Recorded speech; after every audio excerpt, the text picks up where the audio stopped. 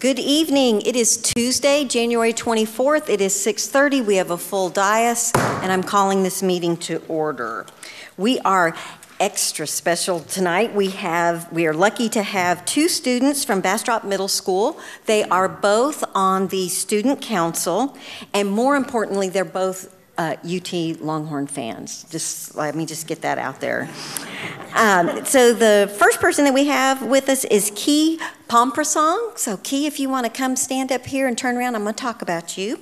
Key is in 8th grade, and she is the secretary of the student council. Her favorite subject is math. She made a 100 on her algebra test last week and is thinking about being an engineer. And she is an 8th grade cheerleader and is a little bit nervous about 9th grade, but excited about trying out for cheerleader. So let's give Key a round of applause. And with her tonight, we have Case Benoit. Case, if you want to come stand by Key. It didn't take but about 2 minutes for me to know this was Chad's son. The apple doesn't fall far from the tree. And Case is also on the student council, and he is president of the National Junior Honor Society. His favorite subject is math. I asked him if he was thinking about UT or if his family just forced him to wear UT logo clothes. And he's kind of thinking about UT and wants to be involved with people, likes math, and I think he's got a bright future ahead of him. Let's give him a round of applause as well. Ladies and gentlemen, if you will please rise, these young people will lead us in the pledges tonight. So you guys can turn around. I pledge allegiance to the flag of the United States of America and to the republic for which it stands, one nation, under God, indivisible, with liberty and justice for all. Honor the Texas flag. I pledge allegiance to thee, Texas, one state, under God, one and indivisible. All right, if you guys will stay here, Colin's going to get your picture real quick, and if you guys will remain standing, we'll have the invocation as soon as we have a photo shoot.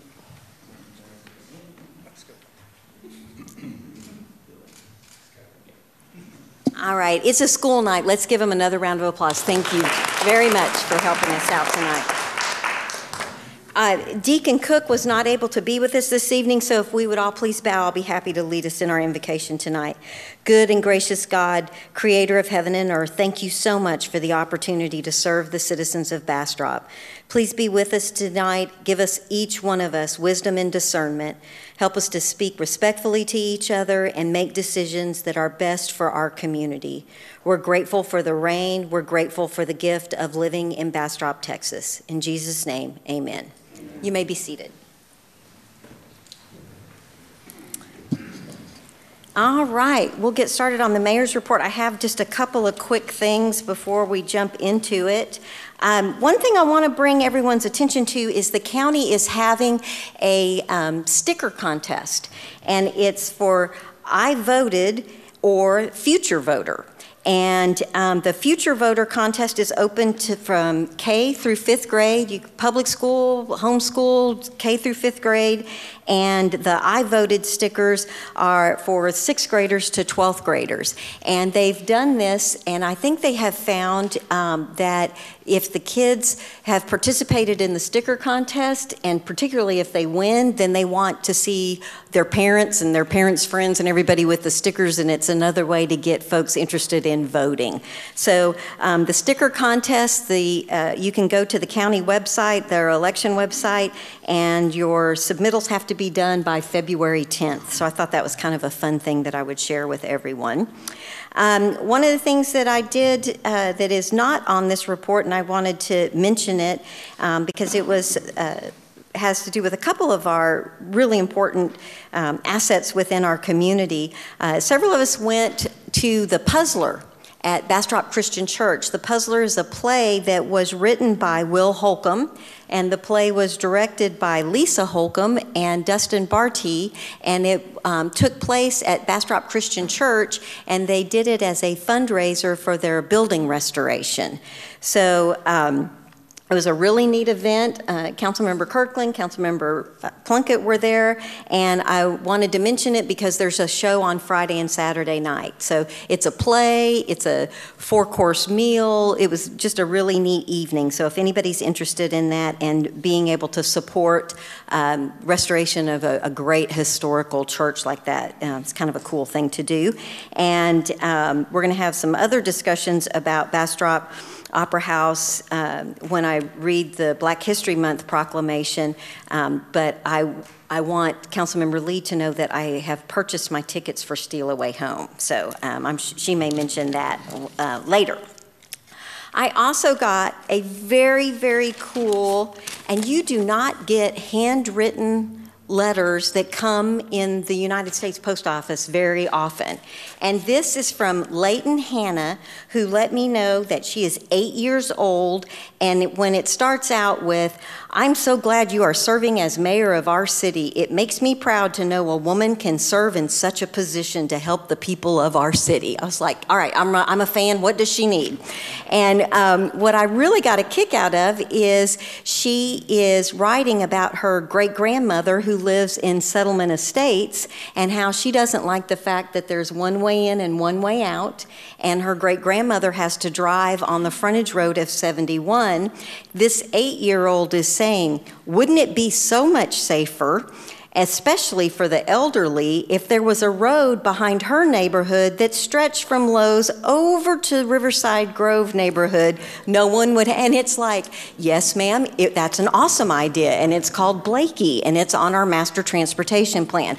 When the 8-year-olds know that we need the road, I think, Council, that's confirmation that our master transportation plan is on the right path. But she signed it as a concerned future constituent. So I am a big Leighton Hannah fan, and so she gave me an address and her FaceTime email account, but I don't have a phone number from her, but I'll be writing her back, and I wanted to share with y'all how that's one of those little special treats that I get every now and then. Okay, Colin, we can get started. Just a couple events that happened between January 7th and the 19th. The picture of the mural is the mural that is in Elgin. They had their inaugural unveiling on Saturday the 12th, and then on Monday the 16th, I think maybe Saturday, the 14th, I guess. And then on Monday the 16th, many of you know that Bastrop County celebrates MLK, and we rotate between the three cities, and this year it was in Elgin.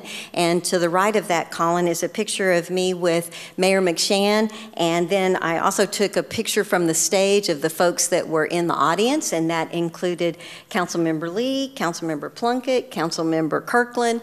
We did the walk, and then we ended up at the Booker T. Washington Elementary School, and that's where we had the program. Had some great weather, and that was a neat thing to do. Colin, then we're going to go to the bottom left.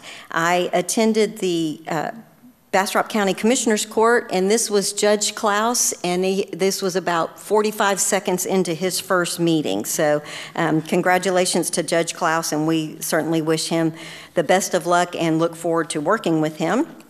I also attended the Chambers Alive After 5.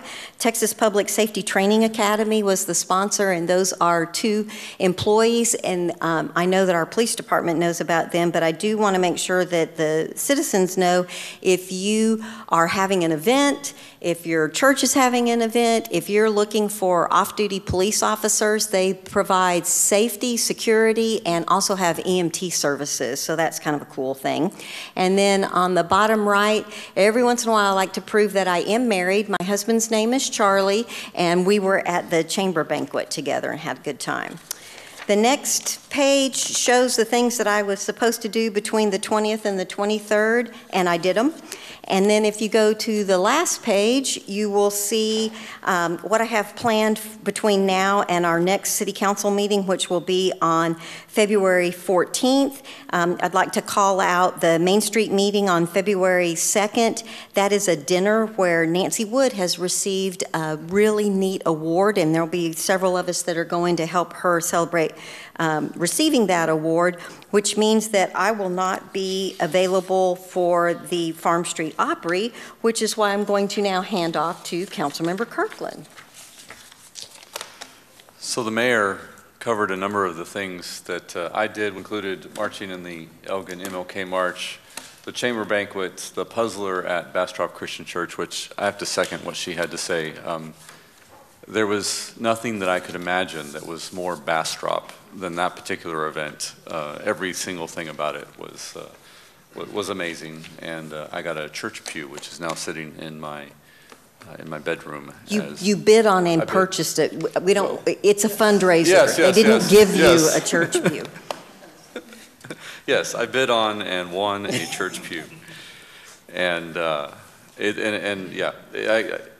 my commentary on it all was just that there was nothing more Bastrop than that. I mean, the meal, the actors, the playwright, the musician, it was all Bastrop and all awesome.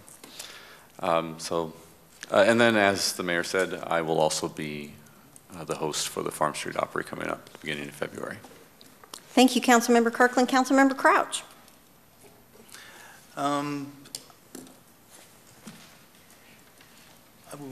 We had a meeting last night with the joint meeting with the BEDC, which was a really good meeting. And I didn't get a chance to go to my personal stuff, conflicted with the MLK walk and stuff, but it was awesome to hear and see the mural and to see all the events, hear all about all the events on that. And that's really about it. I wish I could have gone to two of the things. The church pew sounded very interesting, as very Bastrop. So Friday and Saturday, there's two more shows. Maybe next week. John mentioned that it's on for next week too, so get to do that. That's it. Thank you, Councilmember Crouch. Mayor Pro Tem Rogers. Yes, ma'am, and again, I didn't do any of the events you did. I was out of town, so leave that to me. But I would like to do a shout out to the Bastrop Opera House, because I don't know if any of you guys knew, but last week, the 2022 Broadway World Austin Awards happened, and our very own Bastrop Opera House was not only nominated for several categories, but they won first place and runner-up in everything that they were nominated for.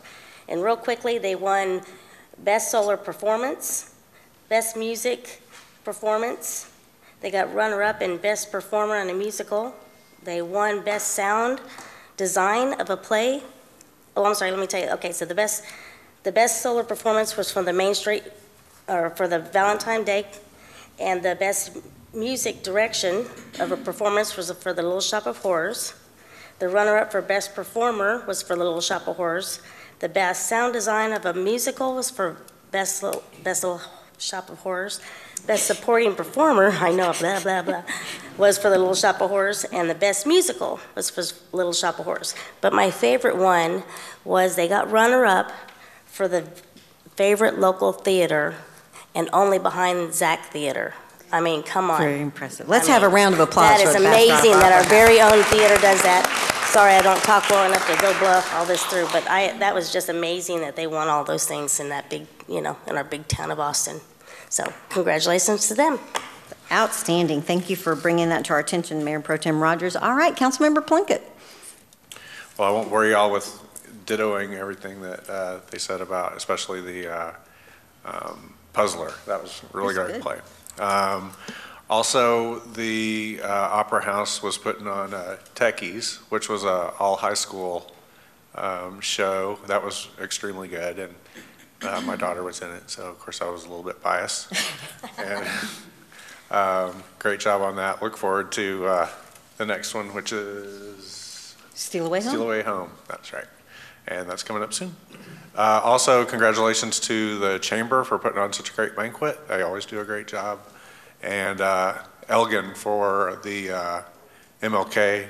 The turnout for that was very, very nice. Thanks. Thank you, Councilmember Plunkett. Councilmember Lee. Good evening, Bastrop. So I actually went to the dedication of the mural in Elgin, which was on Saturday before MLK.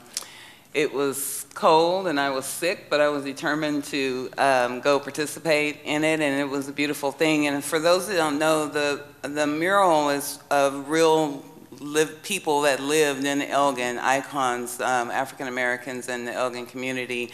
And the artist, I believe, lives in Elgin or Bastrop County, somewhere in that area. But he did an amazing job. There was an amazing turnout. Families, members of the individuals from the mural were there and spoke. It was very emotional. The mayor's, one of the mayor's relatives, I don't want to get it wrong, but was also honored on that mural, and she was very emotional throughout the event. But it was just a blessing to see the community come together for that event. And then we did join them for the MLK walk. It was the first time I've ever done the MLK walk outside of Bastrop. And the service was really, really good. There were some moving speeches, including from our mayor. During the program, the youth were awesome in their speeches and in their dance. It was a really good way to spend MLK morning. Elgin's doing a lot to bring that community together. They have an LGBTQ mural there that was dedicated by a high school student actually wanted to build or put that mural there so that that community felt included in Elgin. So they're doing some great stuff down there. Looking forward to that moving into Bastrop.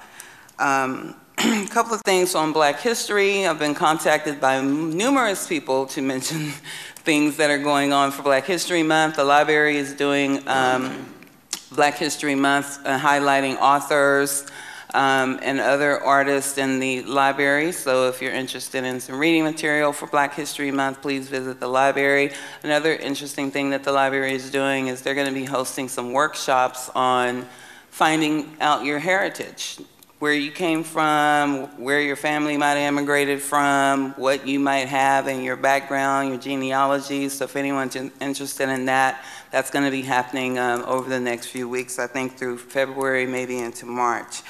The Juneteenth Committee will be placing signs around the community in celebration of Black History Month. On those signs, you'll find a QR code, which will link you to the Juneteenth website, where you will find Black history education there. Also information on the scholarship that they offer every year. So it is scholarship time. If there are any students out there that are looking for extra scholarship money from BISD, please put in your applications. And then there's other details that they will have about the Juneteenth celebration this year. And then finally, I am honored to announce that I will be in the Still Away Home production at the Opera House beginning next Friday. Tickets are on sale. We have been working exhaustingly on this play, and I'm excited about it. It is my acting debut. Some of you may not know my nickname at work is Hollywood, because I always tell people that when I graduated, I wanted to go to California, but my mom wouldn't let me, and my uncle living there wouldn't let me, because they thought my quiet little life in Bastrop, I would not survive in LA. So now I'm finally getting to act right here in Bastrop. So I hope that you guys will come out and take advantage of seeing that play, as well as all the other Black History events that are going to be going on over the next month. Thank you. Thank you, Councilmember Lee. All right, Council, we're on the top of page 2 of the agenda, and we are on item 4C, which is the City Manager's report. My report is not nearly as fun as Councilmember Lee's report. So first and foremost, we have a guest in the audience, George Aremus with Intelligent Consulting. He'll be here to give you a presentation later on in your agenda. He arrived yesterday, has met with staff exactly all day. Yesterday and today, we met with development groups, including the county, including some other partners, both internal and external. He will wrap up again with an all-day event tomorrow with the staff, and then also wrap up with some one-on-ones with folks who wanted to have just some conversations and perhaps not share specifics that they wanted to in the group. So overall, we expected about 15 to 20 in the group, and we had well over 30 in the group, and we had some really, really good conversations. Some of it is difficult to hear, but we knew that, and I think we're on a good path moving forward. Next slide, and this is a fun one. So we will be sending out liquor license bills. It's been a while since we've sent out, so some of those bills will appear large. All I can say is please call the city secretary's office and we will discuss payment arrangements for those small businesses, especially who are going to be impacted. State of the city. This is the roast of Mayor Schrader, and the State of the City address will also include a roast of her. So it is highlighting her 6 years in office and of service to the city. So I think it's going to be a fun event, very informative. We're going to keep it lighthearted and full of fun for that evening. Upcoming agenda items, that font is too small to read. Just know we have a lot of agenda items coming. I promised the council some quick wins in the development code that staff has proposed.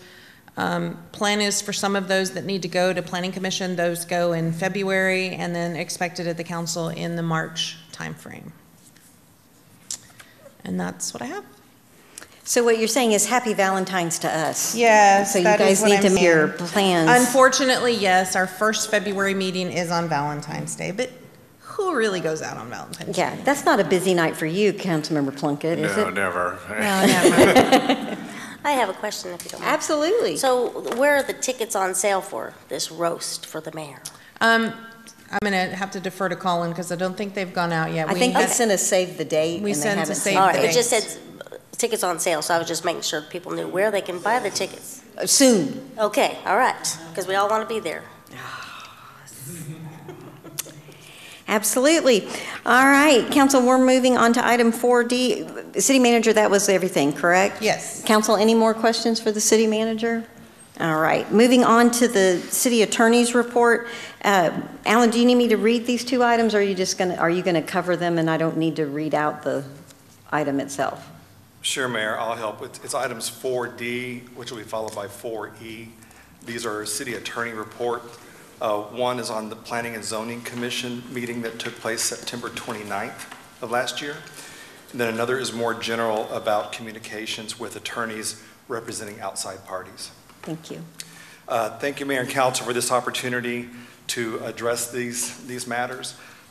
It's rare to have an opportunity like this to inform the council, the public, members of any boards or commissions on some of these issues, and I'm glad to do it. At the heart of 4D is the Texas Open Meetings Act. And a lot of people have heard of it, a lot of people have dealt with it, but there's also a lot of people who don't fully understand it. So hopefully tonight I'll bring a little bit of clarity to that, particularly how it affects some meetings of the Planning and Zoning Commission last fall. On November 17th, a local attorney and citizen made certain public comments suggesting that there were improprieties about a planning and zoning meeting. I've since watched the videotape of that meeting, and there was some incorrect statements made, probably coming from a misunderstanding of the situation or not full knowledge of the law. So I'm happy to point that out.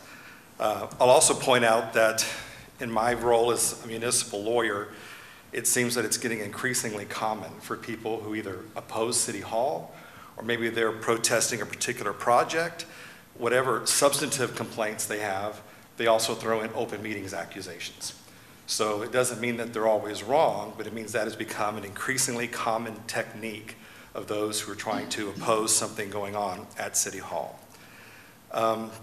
Having reviewed the September 29th P&Z meeting, I have concluded in writing from my office that the meeting was in compliance with the Open Meetings Act. Copies of that opinion was sent to Planning and Zoning and also to the City Council. Planning and Zoning is a governing body like the City Council that is statutorily required to comply with the Open Meetings Act, just like you are. The same rules apply to them that apply to you, and the same opportunities apply to Planning and Zoning as applies to you. In essence, for those who don't understand the Open Meetings Act very well, there's really three things that have to occur. Number one, there has to be advance notice of the meeting, the agenda. There has to be public access. Public can watch, listen, and speak. And then there has to be minutes of the meeting. Those are the three essentials of the Open Meetings Act. And all three of those things took place with the P&Z meeting that was held on September 29th. Under the Open Meetings Act, governing meetings like this are mostly open unless there is a justification under the statute to have a closed meeting, which is commonly referred to as an executive session. And there's nothing in the Open Meetings Act that requires a governing body to give advance notice of its executive sessions. There's no magic language that's supposed to appear on the agenda regarding those. And so if a city, a council, a P&Z, a parks board, or anyone else chooses to mention executive sessions on their agenda, that is a matter of local policy, custom, or tradition. The Open Meetings Act is silent on such things. So we don't have to give advance notice we're going into executive session. You have the right to go into executive session at any time on any agenda item, provided you meet one of the requirements under the statute. And the same thing applies to planning and zoning. When it came to that September 29th meeting of the planning and zoning, they went into executive session under 551071, which is consultation with attorney. That is one of the justifications that's available to them. At the time, litigation was either threatened or anticipated or contemplated, and that was related to the Farm Street Village matter.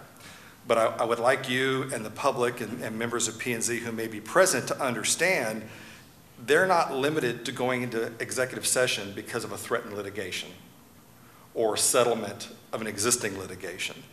The exceptions are much broader than that. And folks who don't live with this sort of open meetings life every day, advise boards and commissions every day, tend to take very narrow, limited views of executive session. That narrow, limited view is misplaced, particularly when you're talking about consultation with attorney. At that September 29th meeting, Chairperson Moore sufficiently identified the exception that justified recessing into executive session. While she did not specifically state the section number, she described it as talking with their legal counsel. And there is case law on the books in Texas that say that is sufficient. And then if you look at how our agendas are worded, we also give that section number as a possibility on the agenda. So I think that the requirement was met. They did, in fact, talk about contemplated, anticipated litigation. They did, in fact, get advice from their attorney. Your Assistant City Attorney, Resin Pullum, was present for the meeting and actively participated in that executive session, discussing options, risks, opportunities, path forward. And that's all that I can disclose about what was said, because there's no documentation of what occurs in executive session, because the minutes of executive session are themselves confidential under the statute. There were some statements made last November that somehow P&Z made a mistake or acted wrongly by not recording the meeting. That is absolutely false. There is no requirement under the Open Meetings Act to record any meeting, ever, open or closed, unless you're having a video conference. If you're having a video conference where some members are participating online, then you have to have at least an audio recording. You can have a video recording, but we're not required to record open sessions or executive sessions. So if a city chooses to do that, that is voluntarily being done. That is a policy decision. Instead, what the Open Meetings Act required of P&Z that night in September is what the statute calls a certified agenda. Most of us refer to that as minutes. And the minutes were kept in accordance with the statute, and those are confidential. They only see the light of day if a court actually orders them released after the judge has reviewed them in the judge's chambers, which means that very seldom ever happens. And there were some statements made in November about the September meeting, dictating what they said the agenda, the certified agenda, the minutes should say. Those were false. So before people make statements about illegalities and accusations, I encourage them to read the Open Meetings Act. It's available for free online. The Attorney General's Office publishes a very nice Open Meetings Act handbook that explains the details. But people sometimes assume that there are requirements for meetings or agendas or minutes because perhaps they served on a board some other time, and that's how that other board or commission acted, and people think, well, that's just the way things are done, that's the law.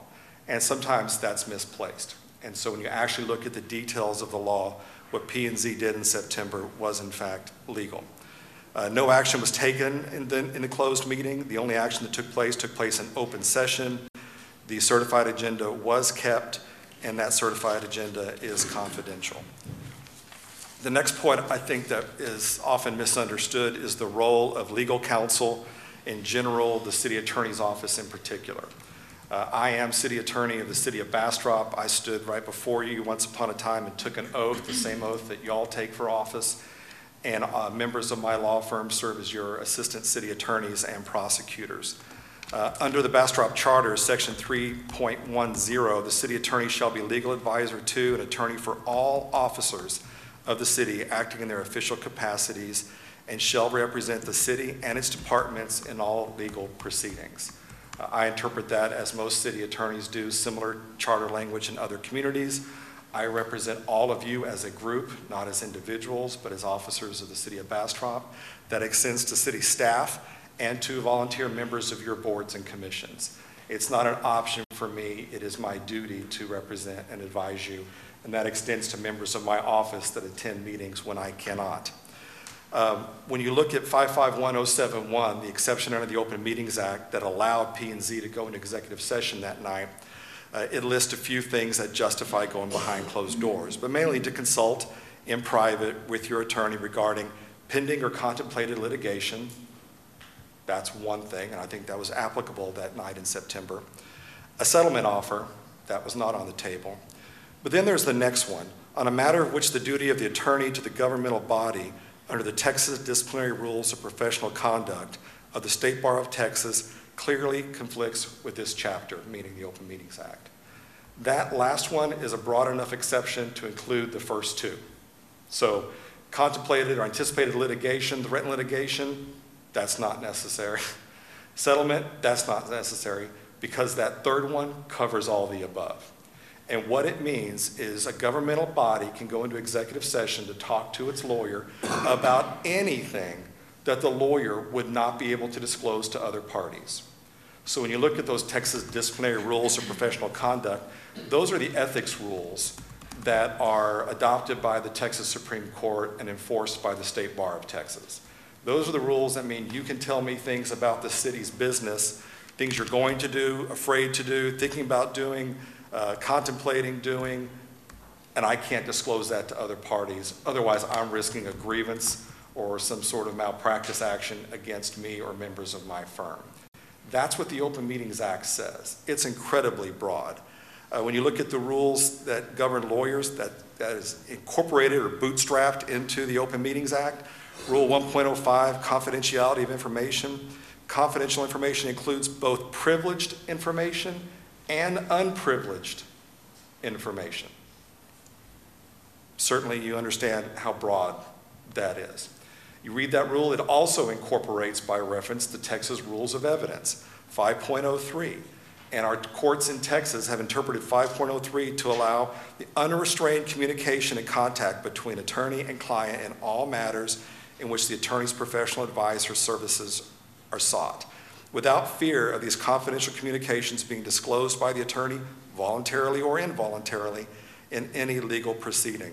5.03 protects confidential communications made for the purpose of facilitating the rendition of professional legal services.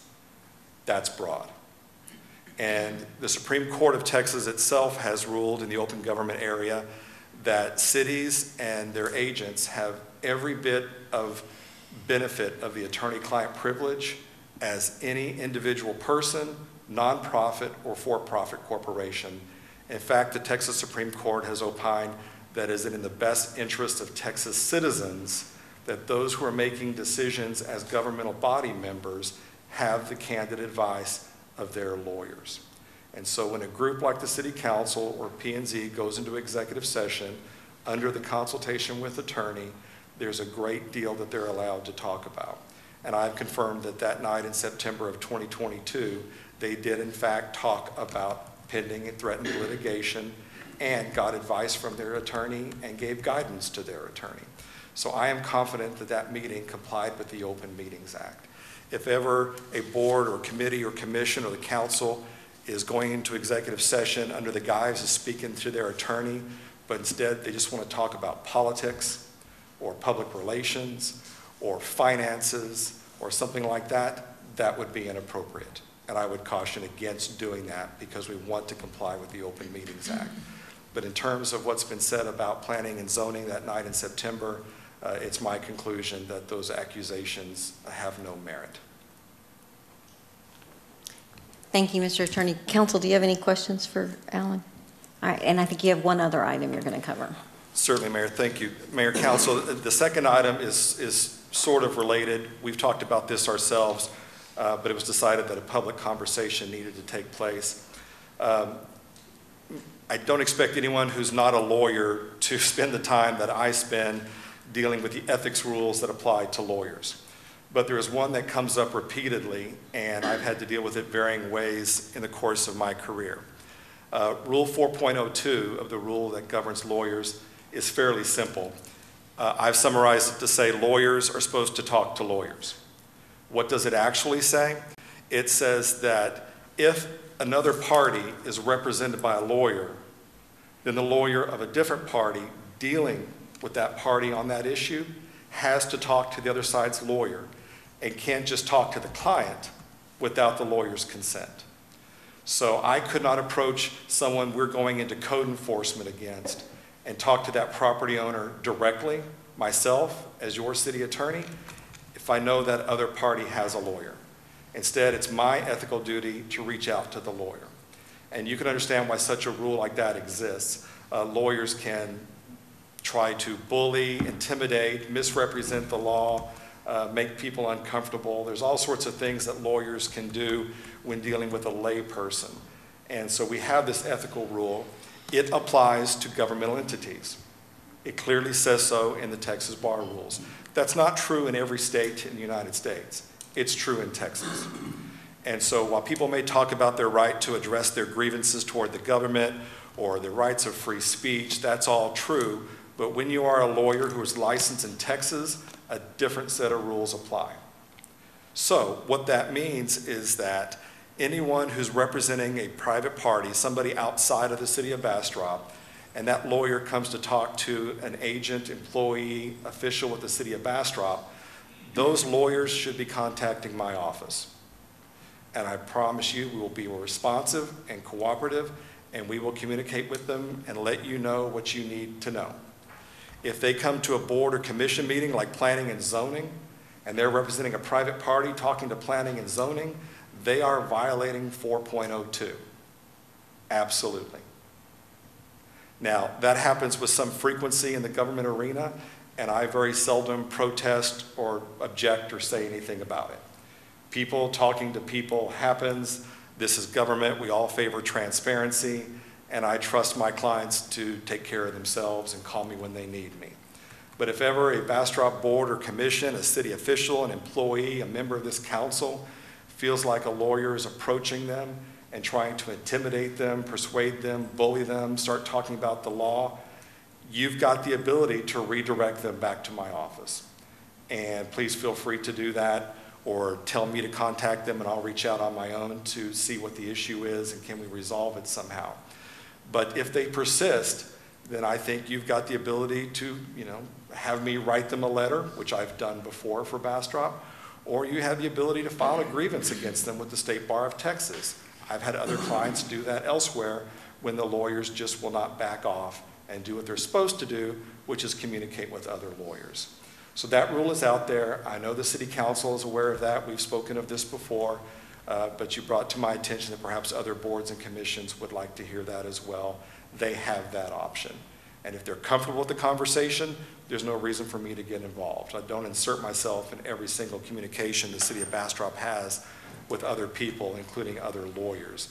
But if you feel like the conversation is inappropriate, it's threatening, they're referencing, suing you, the board you're on, coming after the taxpayers' money, you may want to change the nature of that dialogue by redirecting them to my office. I'll be happy to have that conversation on your behalf. Thank you, Mr. Borquist. Counsel, any questions for the attorney? All right, thank you very much. Appreciate that. We've concluded 4D, and we are moving on to 4E, which is a proclamation of the City Council of the City of Bastrop, Texas, recognizing the month of February as Black History Month. And I'm going to read the proclamation, and Councilmember Lee has agreed to accept the proclamation. And so I wore my tallest heels because I needed a fighting chance in my picture with Councilmember Lee. Whereas the origins of Black History Month can be traced to scholar Dr. Carter G. Woodson, who created the Association of the Study of African American Life and History in 1915, because African Americans have played a central role in our nation's history, but for too long, historians ignored or glossed over their contributions and the injustices they have suffered.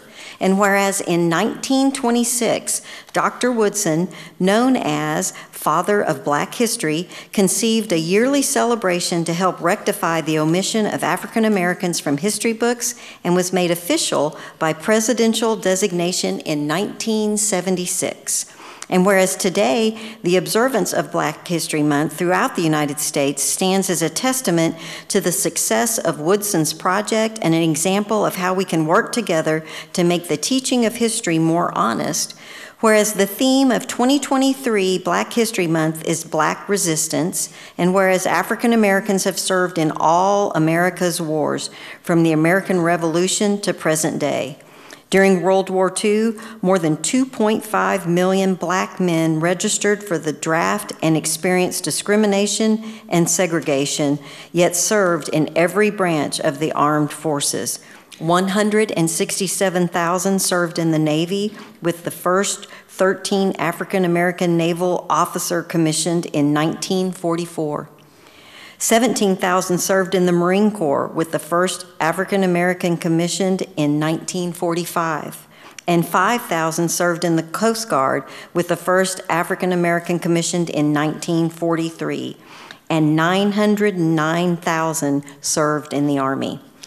Whereas more than 12,000 Black men who served in the segregated 92nd Division received citations and were decorated for extraordinary heroism on the battlefield. Perhaps more famously known as the Tuskegee Airmen, also became legendary for their heroic feats, and in total received a Distinguished Unit Citation, several Silver Stars, 150 Distinguished Flying Crosses, 14 Bronze Stars, and 744 Air Medals. And whereas World War II was a watershed for race relations within the armed forces, and it marked the beginning of the end for racial separation with military units. In 1948, with the demand for civil rights mounting, President Harry S. Truman ordered desegregation of the armed services and equality of treatment and opportunity without regard to race, color, religion, or national origin. Whereas reform was slow, and it was not until 1953 that segregation officially ended, when the Secretary of Defense announced that the last all-Black unit had been abolished. Whereas 40 years after military segregation ended, the chairman of the Joint Chiefs of Staff, the highest military position in the Department of Defense, oversaw Operation Desert Storm in Iraq. He was African American, named Colin L. Powell, who I had an opportunity to meet, and just a great, great guy. Whereas in honor of Black History Month, the Bastrop Opera House is hosting the play Steal Away Home, directed by former council member Doc Jackson and featuring council member Cheryl Lee as one of the cast members. This is a moving drama of escape from slavery and flight to freedom. Now, therefore, I, Connie Schrader, Mayor of the City of Bastrop, do hereby recognize the month of February 2023 as Black History Month. Let's have a round of applause. Cheryl, we'll go back.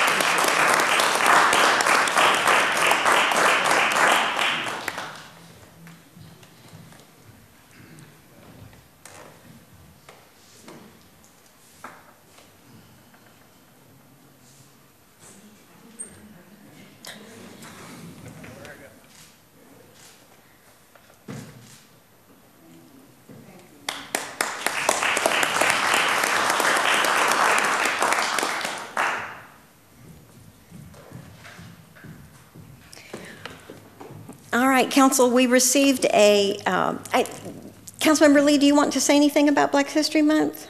Thank you. We talked about, the events that are going on in Bastrop for Black History Month. One of the things that I did just want to point out that I love about Black History Month and my journey and learning about my own history is the contributions that Blacks made to our country. It's astonishing the amount of things that Blacks created, that's on the market right now, that we use every day, that you just don't even realize that they had anything to do with because it wasn't acknowledged. Many of who created things that they never saw a dime for. In today's world, if you create anything, you're going to get a patent and you're going to make sure every dime comes to you.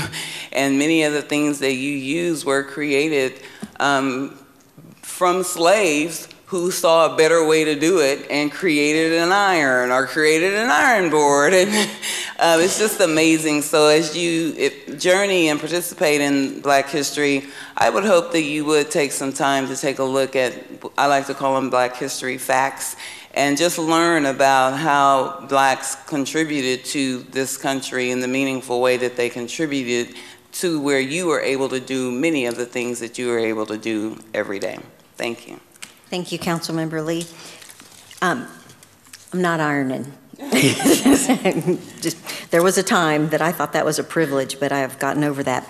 All right, moving on to work sessions. Item 5A, we got a little bit of a sneak peek as the city manager mentioned it, but we will receive a presentation from George Aremus with Intelligent Consulting regarding the process improvement project for development standards and process and provide direction to staff. Ms. City Manager, do you want to introduce George, or he's on? All right. You're up. Well, good evening, Mayor and council members. I wanted to introduce myself in terms of who I am and give you a brief presentation of kind of the process that we're going through to assess the development services system. You've probably heard a little bit here and there, but I wanted to give an opportunity just to summarize that. So who am I? I've been involved in land development for 43 years, and that's been in both the public and private sector. I spent 19 years in local government with the City of Austin and the City of San Diego as assistant directors in development services and assistant planning director in San Diego. I've been working for about 25 years with cities and counties all over the country to provide support for improving their development systems. And so, you know, I've worked with enough to know that there are a lot of commonalities in cities, no matter how large or how small you are. So the pains you feel are fairly common in most communities. How you respond to that, that's the differences. And we've got a great sponsor in Sylvia, the city manager here, that will, you know, hopefully push things forward. I am a registered professional engineer in Texas. I started out my work in designing highway bridges, land development related roads and drainage facilities. So I've been involved in the process for a long time, and I have really enjoyed working with cities and counties as it relates to this particular effort. So what I want to do is just briefly, I know you all have an agenda tonight that you want to get to. You know, the goal of trying to go through the assessment has a need of trying to understand various perspectives.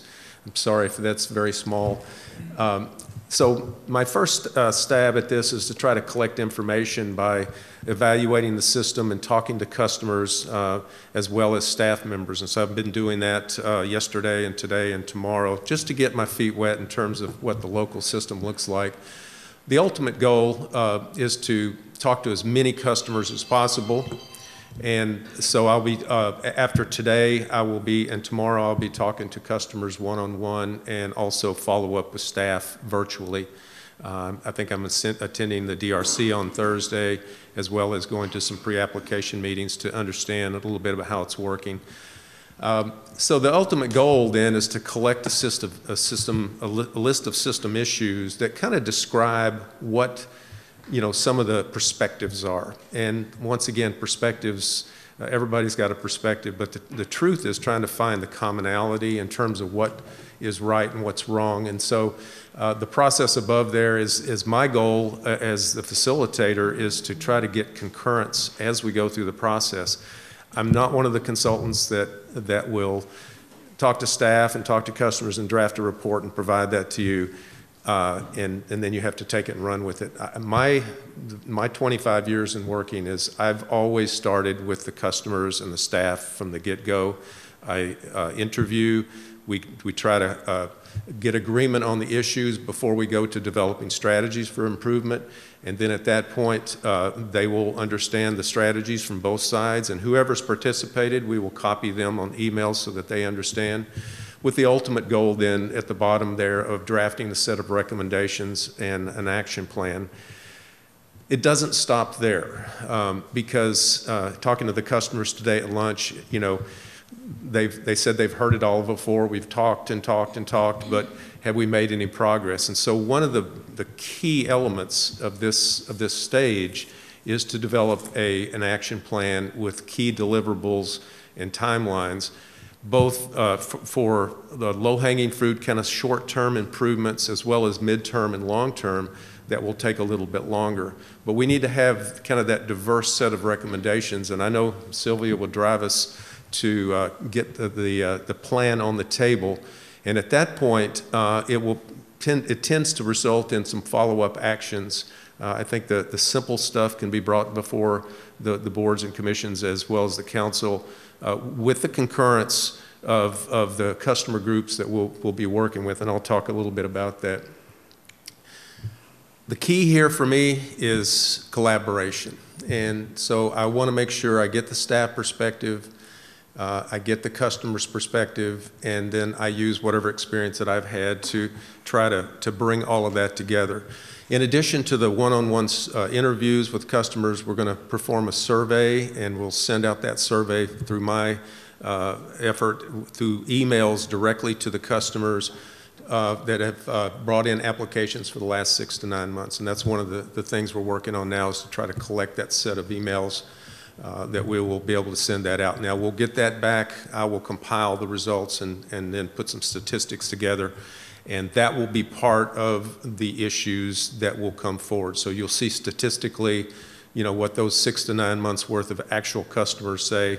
You'll statistically see, and analogy-wise, you'll see what the customers are perceiving. You know, then you got to kind of put it all together and make some sense out of it, and hopefully at that point we can get some consensus on where we're headed.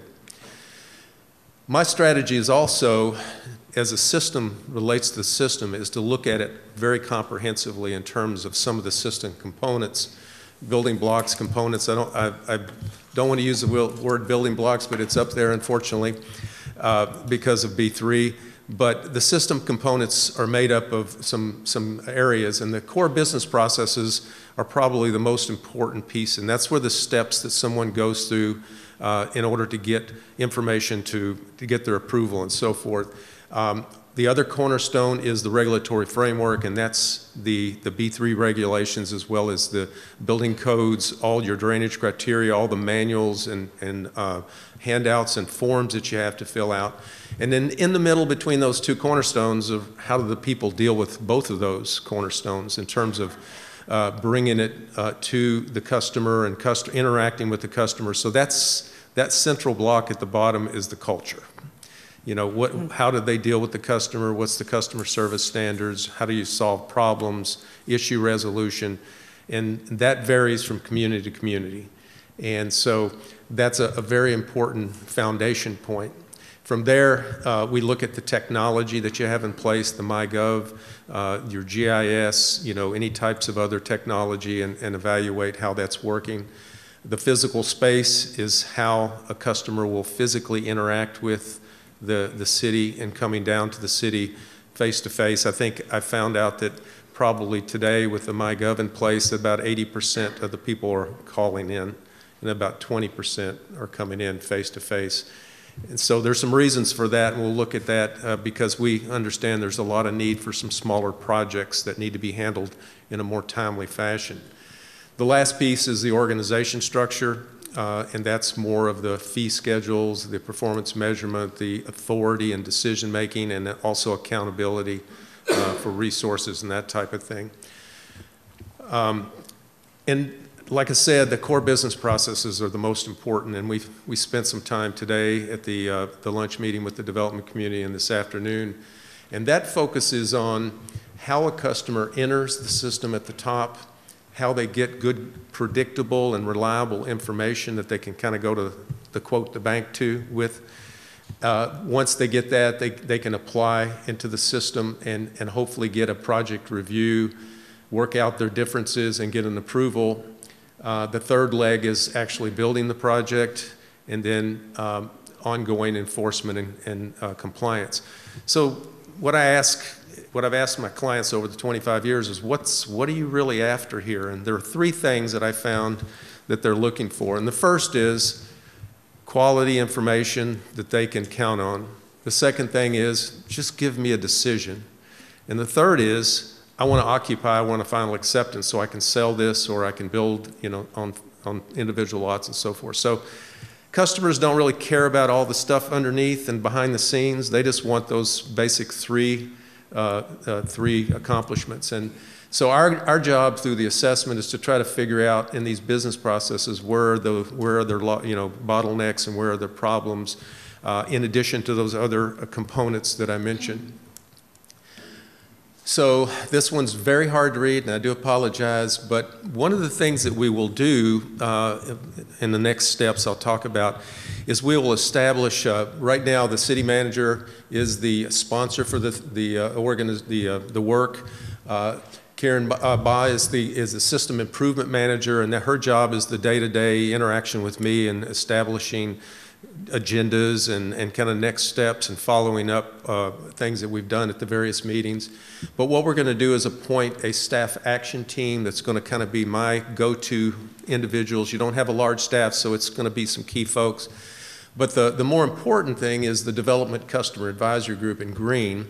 And the goal there is to have a diverse group of customers, and I think you've got a customer group that's been meeting, but to take a look at that to make sure that there's some good perspectives in that group. And the goal of the staff action team and the customer advisory group is to monitor this assessment process, so through the issues, through the strategies, through the recommendation phase, and ultimately that would come back to you as a report to say, here's what we found in all three of those kind of areas. So I have found that if you don't get the customers involved from day one, and that you don't get the ownership at the end. And so what we want to do is make sure we get the ownership. More importantly is the collaboration, because you end up, those are the people you're trying to serve, so you want to make sure you do that. So we're in the process of setting up this kind of structure. My job is going to be catching the javelins and just facilitating as we go forward. The last slide I have is, and some of this stuff's already happened, initial steps in the assessment process is to get some tour facilities and just kind of observe what's going on. There's not a lot there, but it still gives me a sense of what we need to do for the smaller projects. We've done the staff and customer, some of the interviews today and yesterday and tomorrow, but I will be following that up. We met with the developer group today that's been meeting, two different groups. And so one of the things that I'm also working with Kieran on is collecting all the background materials, any previous studies, previous surveys. I'm looking at the web and analyzing all the documents that are there. I'll be looking at the MyGov and a variety of things. So I've got a lot of kind of evaluation to do. And as I mentioned, the last two bullets are to establish those two teams. That's kind of our starting point. After I fly back tomorrow night, the work begins in terms of starting to get more information and pulling it together so that we can kind of move the process forward. We hope that this will be done in about 4 months. That's our goal. Obviously, we don't want to sacrifice time up front. And if I have to talk to 30 or 40 customers and that takes a couple more weeks, then we don't want to sacrifice the quality of what we're getting. At this point, I want to listen to anybody that wants to talk to me. So, and I've told that to the groups today, and I think several people left their business cards, and I will be following up. So that's kind of where we are. It's the beginning, and I really appreciate the opportunity to come and talk to you about this. and the support that you've given me already. I've enjoyed meeting many of you in some of the meetings recently, and open to any questions that you might have. Thank you, Mr. Aremus. George and I played, we know a whole lot of the same people, and we did what was that guy's name? And so I've enjoyed visiting with him. And council, from originally, when the code was originally approved, and I really appreciate the way that you've talked about that there's different things that are going on, because a lot of stuff gets lumped under a single umbrella when that may not be actually what's going on. I can tell you that councils in the past, and certainly you'll bring back recommendations, but I don't know if there's singularly anything more important. It was the major thing that we discussed with our city manager when we went through the interview process, was the need to make the improvement, to identify what needed to be done. And so I feel like council's very supportive of, if it's funds, if it's, if we need another hunk of MyGov, or we need a whole new software, whatever it is, like there's, yeah. It is unfair to say we want things to improve, but we're not going to support you, we're not going to fund you, and I don't think that's what you're dealing with at all. I think everybody is wanting the same thing, and I'm very, very appreciative of the city manager making definitive steps. As you said, there's not tons of staff sitting around with nothing to do, and we need to make sure that what they are working on is beneficial and helpful. City manager, is there anything that you'd like to add, or? No, I mean, I think in the beginning, even in the interview process and in the early days of, even prior to me coming to Bastrop, where I met Councilmember Lee at TML, one of the things I told her was 9 times out of 10 it's process. Yes, the codes will need some tweaking, but 9 times out of 10 it's process, and the delivery of that process, the customer service that goes along with it. We heard all of that. We've been hearing all of that. Yes, there are some code tweaks that we will bring to you quickly. The longer term may be touching the technology, and it is definitely going to be touching the process. Development does not have to be as painful as it is sometimes. It is not easy by any means of the imagination. It is a complicated path to go forward, to get things to go vertical and see things to completion. But I will tell you again that there is not one singular staff that is actually out there saying, nope, nope, nope, not going to happen. I don't want to see any improvements. They all want to feel the improvements as well. They're feeling the heat. They've been feeling the heat.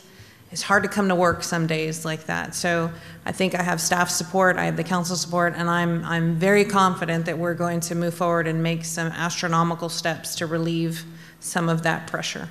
Outstanding. Thank you. I have a couple council members. Mayor Pro Tem Rogers, your light. Thank you, Mayor.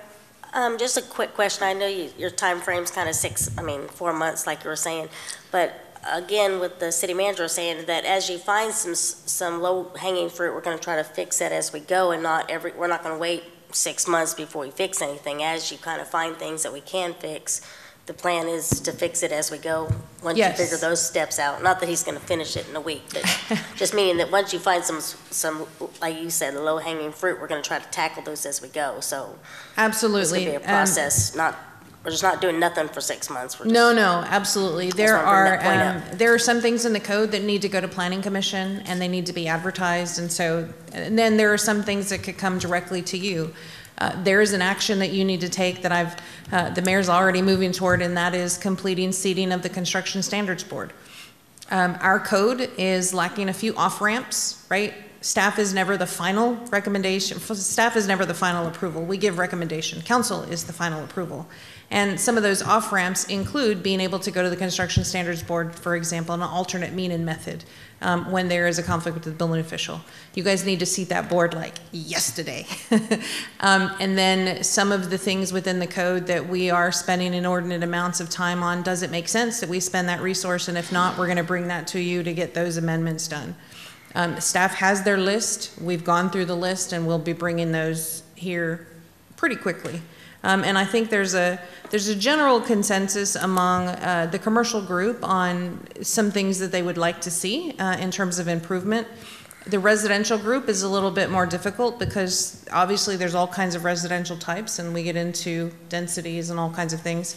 But I think we're there. We've had some very good and candid conversations and we will be bringing it. We're not going to wait 6 months. I just wanted everyone to Well, catch that point that you were saying. And to add on that, having worked with Sylvia for 20 years, and I'm older, so that's that was For the a record, a joke. lot older. That was a joke from today. My experience is if you got a strong sponsor like Sylvia, the things is when we get to the issue stage and the small, simple stuff get out on the discussion points or the table. She's not going to wait. So there'll be things that immediately make sense that there's concurrence on, and that staff will be able to move forward on some things. And she's already got a laundry list of things she's working on, so I don't have any concern that that's going to happen. I think my guess is at the time we get to the report, it'll just say completed, completed, completed. That'd be good. That's the goal, but that's depends on her amount of energy. So, Councilmember Plunkett? I just wanted to say how much I appreciate how many times you used the word customer in your presentation. There had to have been at least a dozen, and that is why I ran for city council, is to create a sense of customer service in this arena and in the city in general. And if you can do that, and I know you can, I will be a happy camper. well, and I go back to the slide up there that's very small, and I apologize, but if you look at my name and the very bottom bullet, it is champion the customer's perspective. Because I think, it's not that we're going to grease the skids or whatever you want to call it, but the goal is to keep that at the forefront of what we're trying to accomplish. I've already met most of the staff, and they're very dedicated to me, and I'm very appreciative to have them to work with, and I think collectively with some of the feedback we get, hopefully we'll get some good results. But that's my job.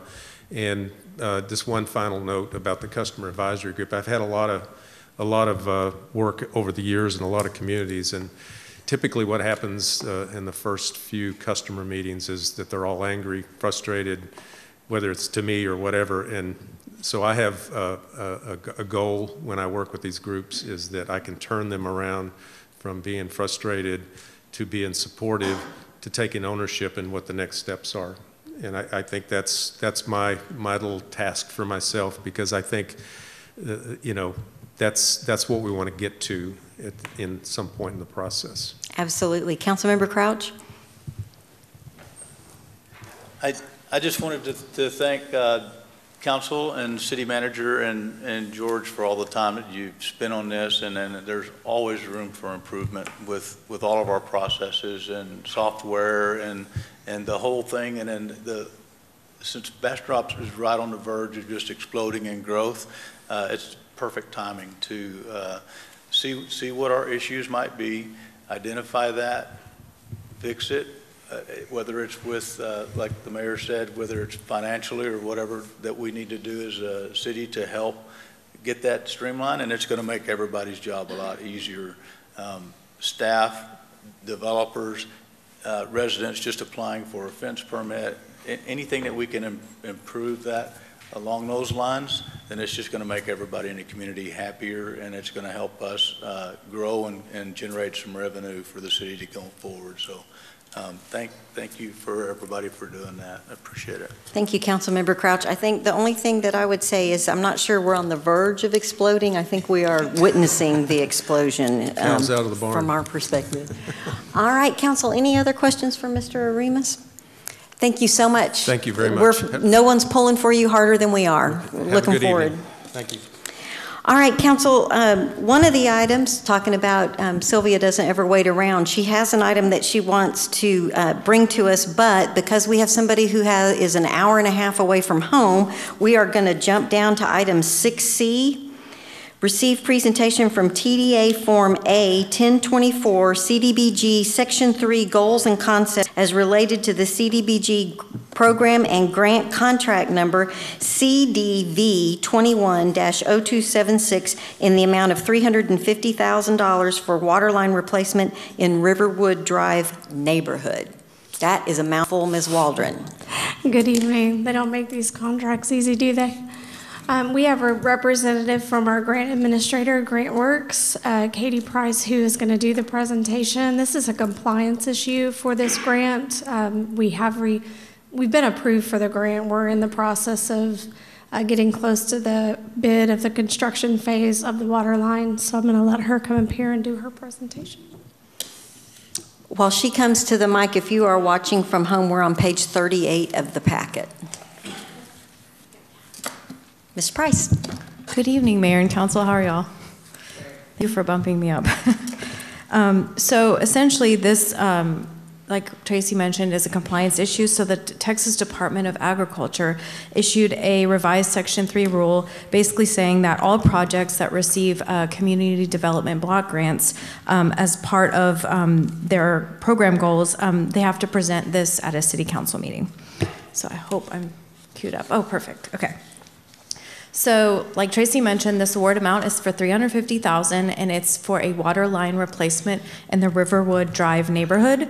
The lines were deteriorated and undersized, so this resulted in inadequate flow and quality. So the grant is helping supplement the construction of that. It's funded through the U.S. Department of Housing and Urban Development and the Texas Department of Agriculture. As a condition of funding, the City of Bastrop must comply with Section 3 of the Housing and Urban Development Act of 1968. To the greatest extent feasible, grant recipients must direct economic opportunities generated by CDBG funds to low and very low income persons. In this part, it means that Section 3 businesses have the information to submit a bid or proposal for this project, and they have the information about any available job opportunities related to the project. So a company can qualify as a Section 3 business if it's owned by low-income persons, it's owned by Section 8 assisted housing residents, or 75% of all labor hours for the businesses in a 3-month period are performed by Section 3 workers. And you can register at the HUD Section 3 website if that applies. And if there's a local or regional registry for disadvantaged businesses, if it's applicable, please let me know and we can get that up there as well. The project is expected to include the following contracting opportunities. So we're providing the grant administration services, GrantWorks. We have our engineering services, TRCs providing that. And then, like Tracy mentioned, our prime contractor for replacing the water line, there's going to be a bid on the 26th. And then we'll have the subcontractors for all the list trades. And you can qualify as a Section 3 worker if your annual income is below the county threshold for your family size, or if you're a current recent youth build participant. And you can register your information, search for opportunities on those websites that are listed up there. So workintexas.com, HUD Section 3 Opportunity Portal are just some of the ones. Or if you have a local or regional job board, you can also register on there. And then as you can see on the map, Section 3 workers that reside near the project location also qualified as targeted Section 3 workers. So if you look at the map, the project service area is defined right there. So just that whole area, it's essentially Riverwood and Al Jones Street that we're focusing on as far as the neighborhood. And then the City of Bastrop will track all the hours worked on the project, and there's going to be 3 categories of workers. Essentially all the workers, the Section 3 workers, and then the targeted Section 3 workers are going to be required to collect certain income information for those people. And then if you want more information, we have 2 different areas. If you have time and want to go through the TDA manual, it's pretty lengthy, but you can go on there or the Electronic Code of Federal Regulations. But I can also answer questions via email or anything if y'all have them. But thank you so much. Thank you, Ms. Price. Council, Yeah. do you have any questions for Ms. Price? Councilmember? Yes. In your slide, a couple of slides back, it mentioned that the city was going to track all the hours for that. we have designated people for that already? Is that just part of our staff? Are we going to have to add staff, or is there going to be some help with that? Because that's a pretty tedious We task. will provide, like, I'll work with Tracy, but we have our labor department within GrantWorks, so we're going to do a lot of that within that department. So that's something that we can provide aid to as well. It's just a matter of working with the city of Bastrop to make sure, interviewing employees, things like that, to get all those hours captured. Yeah, because I hate to dump some more stuff on staff that we're already overflowed with. So if that's if we need any help with that, then that would be. Okay, and that's something I can follow up with my team on. And like I said, our labor department is amazing, and they can. That is something that we can kind of assist with if we need to. A lot of general contractors that know that it's a CBDG grant, they already have that in place to be able to track those hours. And they track them back to us, and it's just a matter of the metrics and reporting for the HUD qualifications. But we're very aware, and we try our best to assist as much as we can. So. Yeah, I just know it's very time consuming. So thanks for the information. Yeah, no problem. All right, council, any other questions? And the requirement is that we receive the presentation. So we have received the presentation, and you don't need any vote or any other action for us. So we need you to drive home safely. Yes, thank you so much, and y'all have a good evening. Thank you. All right, thank you very much. And council, while we're right here by 6C, we have one citizen signed up to speak, and that is Roger Henderson. Mr. Collins is going to put a 3-minute timer up. Mr. Henderson, if you please state your name and address, you'll have 3 minutes to address council. Roger Henderson, 706 MLK, Bastrop 7602. Last time I spoke at City Council, I named 9 officers, but I didn't name the names of the 9 federal defendants. The 9 officers that are federal defendants for planting drugs is Sleb Smith City, Abel Alvarado City, Bill Whitmire City, Chad Walsh County, Alyssa DeChambeau County, Christner County, Jackson County, and the unknown officer is McCullough County, and Justin Green. Those are all federal defendants. And the irony of that is this Black History Month, okay? Y'all heard y'all talk about all that, okay? Well, the problem is these officers are charged now for 2 years in federal court. Explain to me why Brian Gertz in the district attorney's office, Valerie Bullock, 2 years later, charged me with the same drugs with these federal defendants. Okay, I spoke with your city manager on a different issue this morning, and she admitted that she saw the video. I stated to the council last week or the week before that the video had been edited. She said she saw it, she didn't see nothing, but she didn't say. She pointed to me where the editing was. So she too is a problem. The other issue I came to the council, came to the city hall today about was I addressed the issue with Mr. Borquez about 2 years ago when I went over to the municipal court. I noticed that they were running court there without a state or city attorney.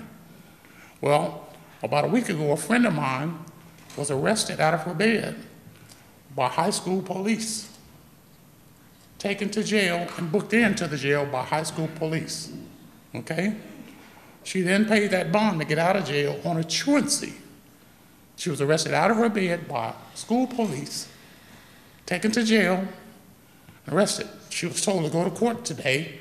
When we got to court today with my friend, they had no city representation there.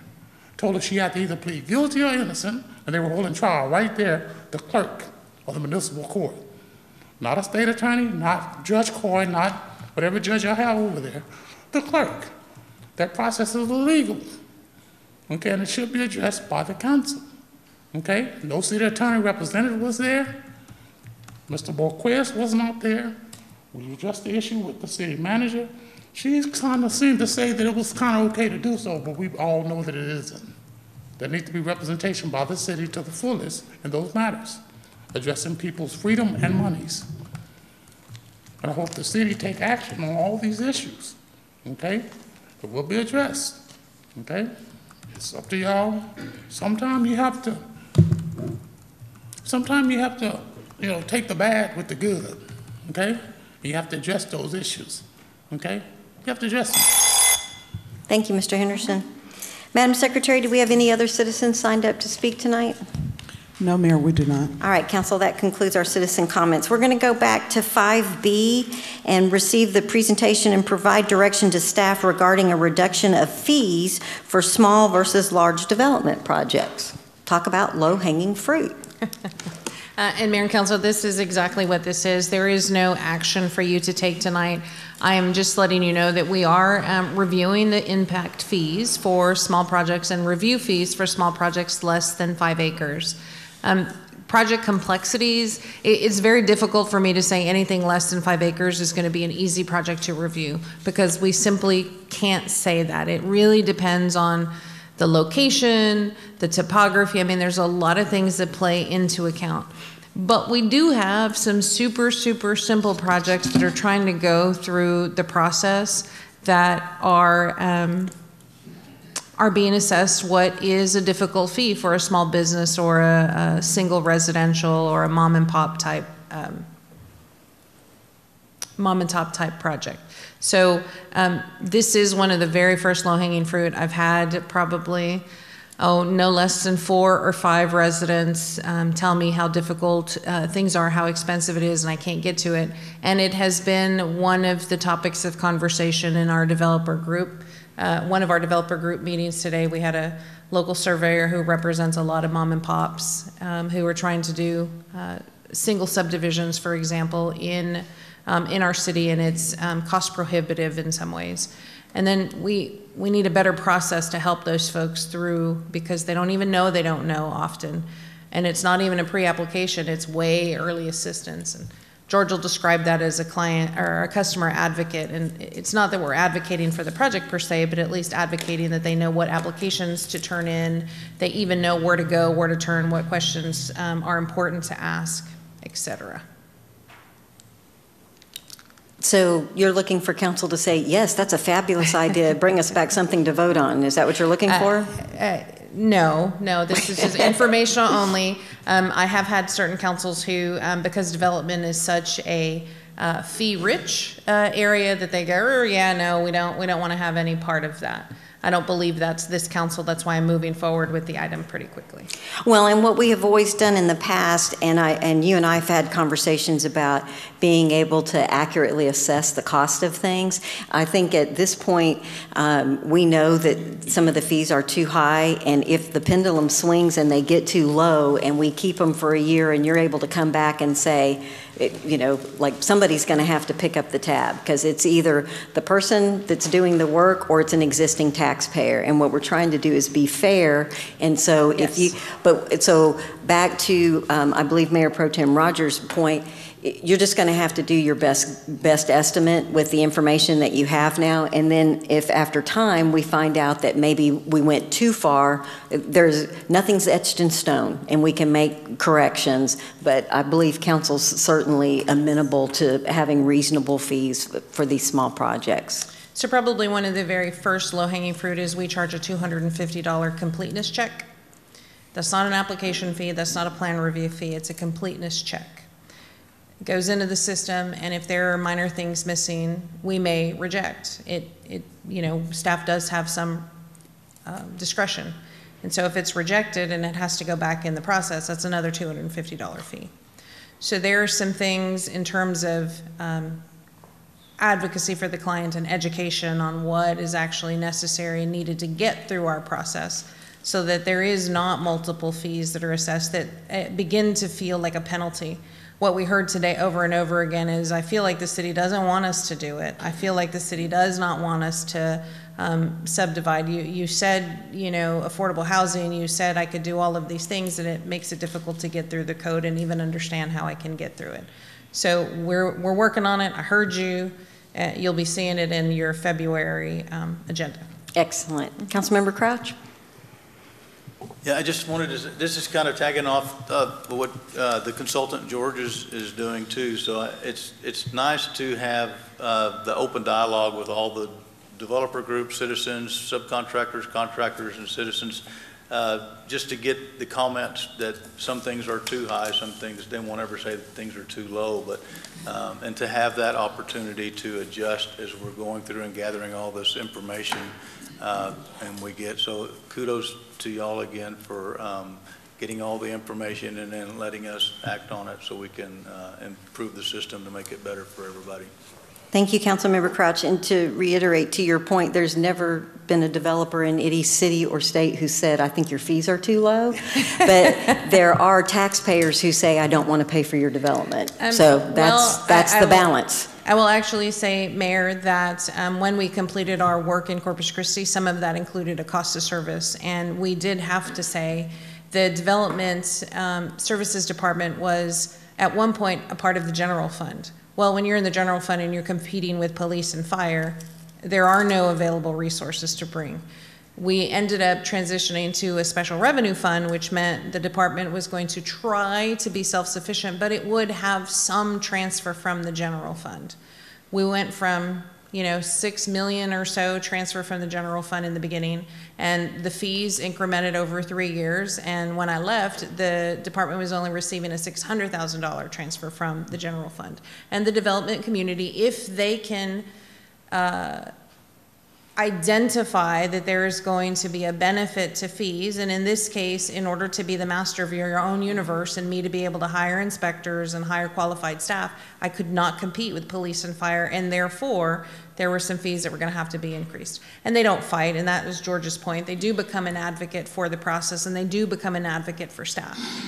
The cost of service exercise is an expensive one in terms of time for staff, because it's not a time and motion study, but it is a who's touching it, do we really need to touch it, let's be more efficient. Does Alan need to see it 5 times? Does Trey need to see it 2? Does the city manager need to see it 3? Because we're the most expensive parts of the process, right? So I have worked in communities where the developer will say, I will increase my fee 75%, but you better doggone give me a 3-day review or something very similar. And what we heard today is I need things expedited, and I'm willing to pay my way through an expedited process, which matches our conversation with EDC about project management and having an ombudsman through the process. So things are coming together. That's fantastic. And when a developer's paying for the expedited fees, and when there's less money that's required by general fund, that's how the existing taxpayers know that their tax dollars aren't funding development. While we're on this development and planning and zoning and all of the process things that we're talking about, we're going to move to item 9B.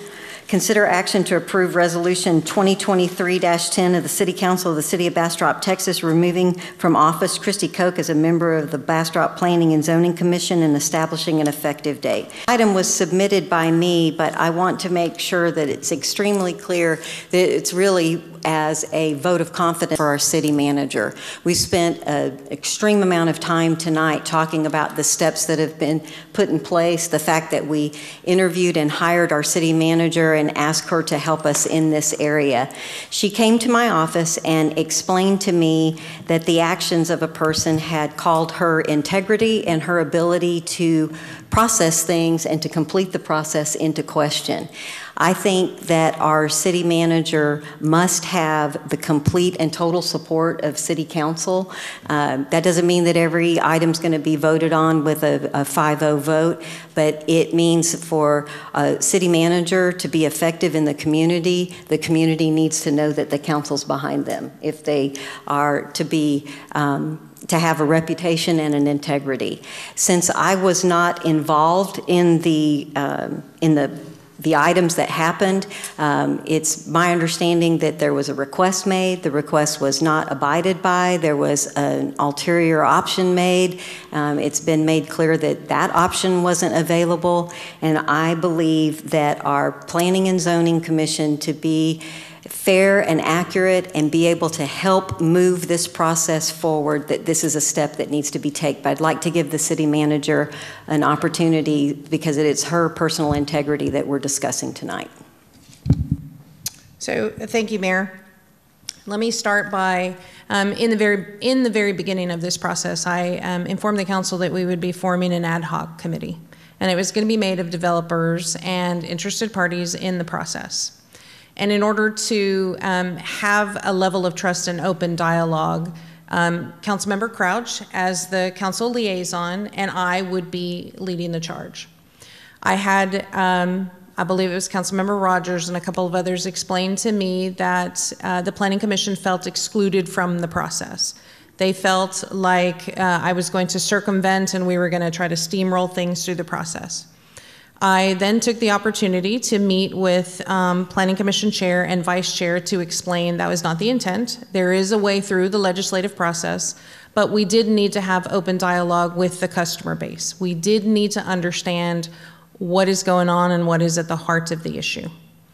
I had same conversation with Commissioner Koch at a different date and said, you must not attend those meetings. I explained to Chair Debbie Moore that I needed, from the Planning Commission, I needed neutrality.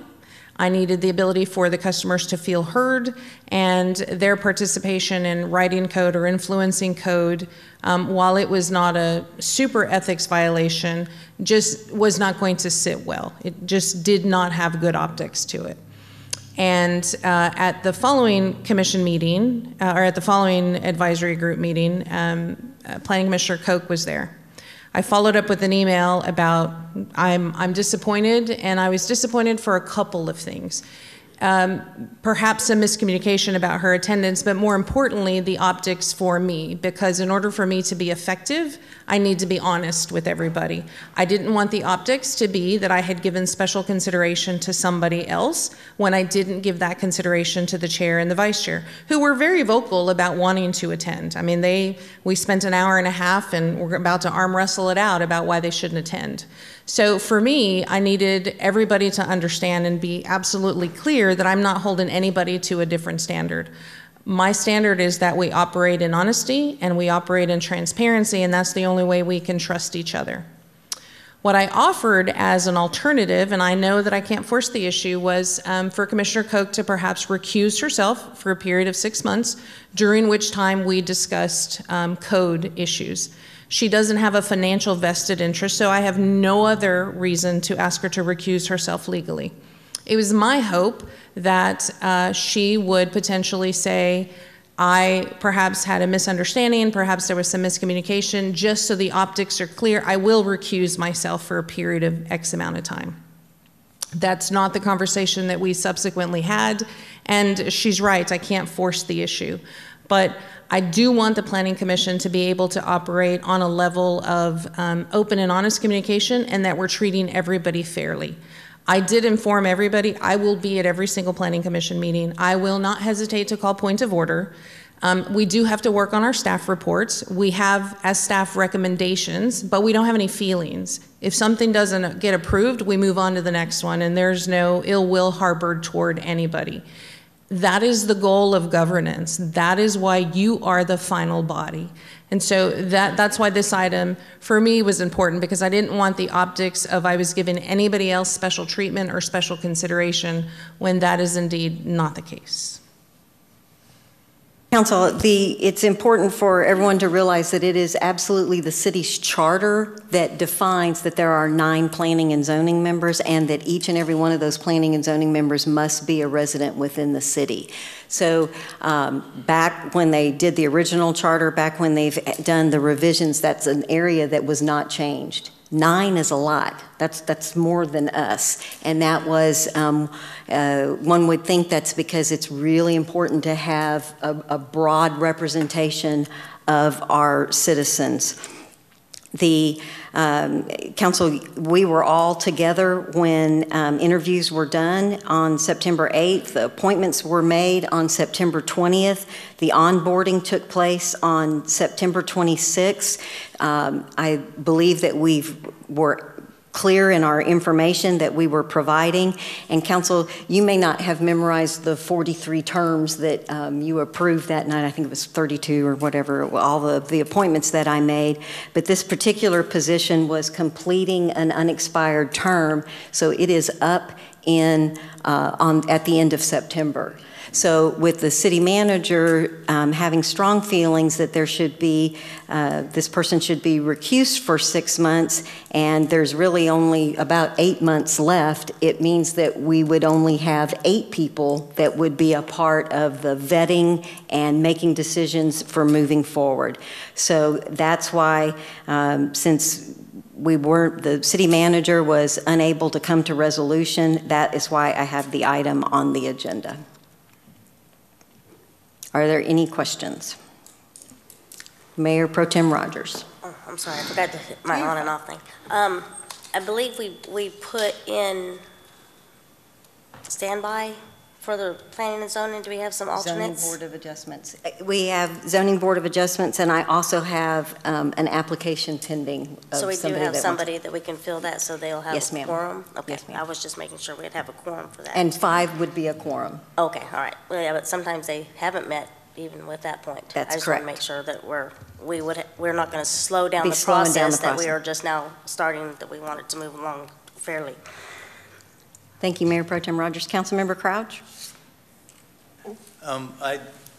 I think that, I hope, City Manager, that you know that we support you 100% in everything that you're doing and really appreciate everything that you're doing, especially on the development piece of that. Ms. Koch, I think, is very qualified to be on the board.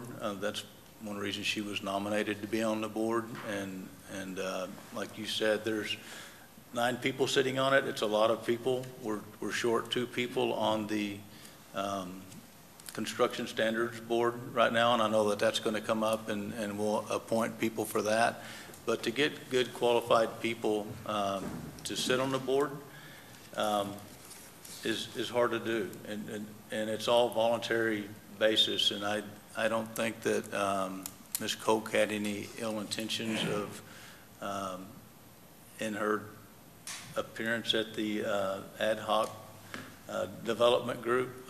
The intent, I think, for her on the second meeting was to just tell them that she wasn't going to be on the group. So I think it's an extreme thing. I think Ms. Creel knows 100% that we are behind her and will support her in anything that she's doing. And same with planning and zoning. Anything that they bring to us, we're going to look at and support, unless we feel that we don't need to, or it's not a good thing to do. And that's by vote of the majority of the city council. So I think the intention wasn't ill will, and that's just what I want to say for right now. Thanks. Thank you, Councilmember Crouch. Councilmember Lee? Thank you, Mayor. So, in attempts to try to get the commissioner to understand the conflict of interest, were there multiple attempts? Was there just one conversation? What was done to get the commissioner to understand that this would be a conflict of interest for her to continue to participate? We had one conversation in my office. I had a conversation with the chair and vice chair in the executive conference room with the same conversation about not cool. We got to let the process work. And again, it is, I don't believe there was any ill will or malintent. For me, the issue is, how do we operate as a city if we can't trust each other? And that is the basis. Is I honestly believe that we have to get to a point where we are all operating from a place of this is my place, this is my belief, and I'm going to share that.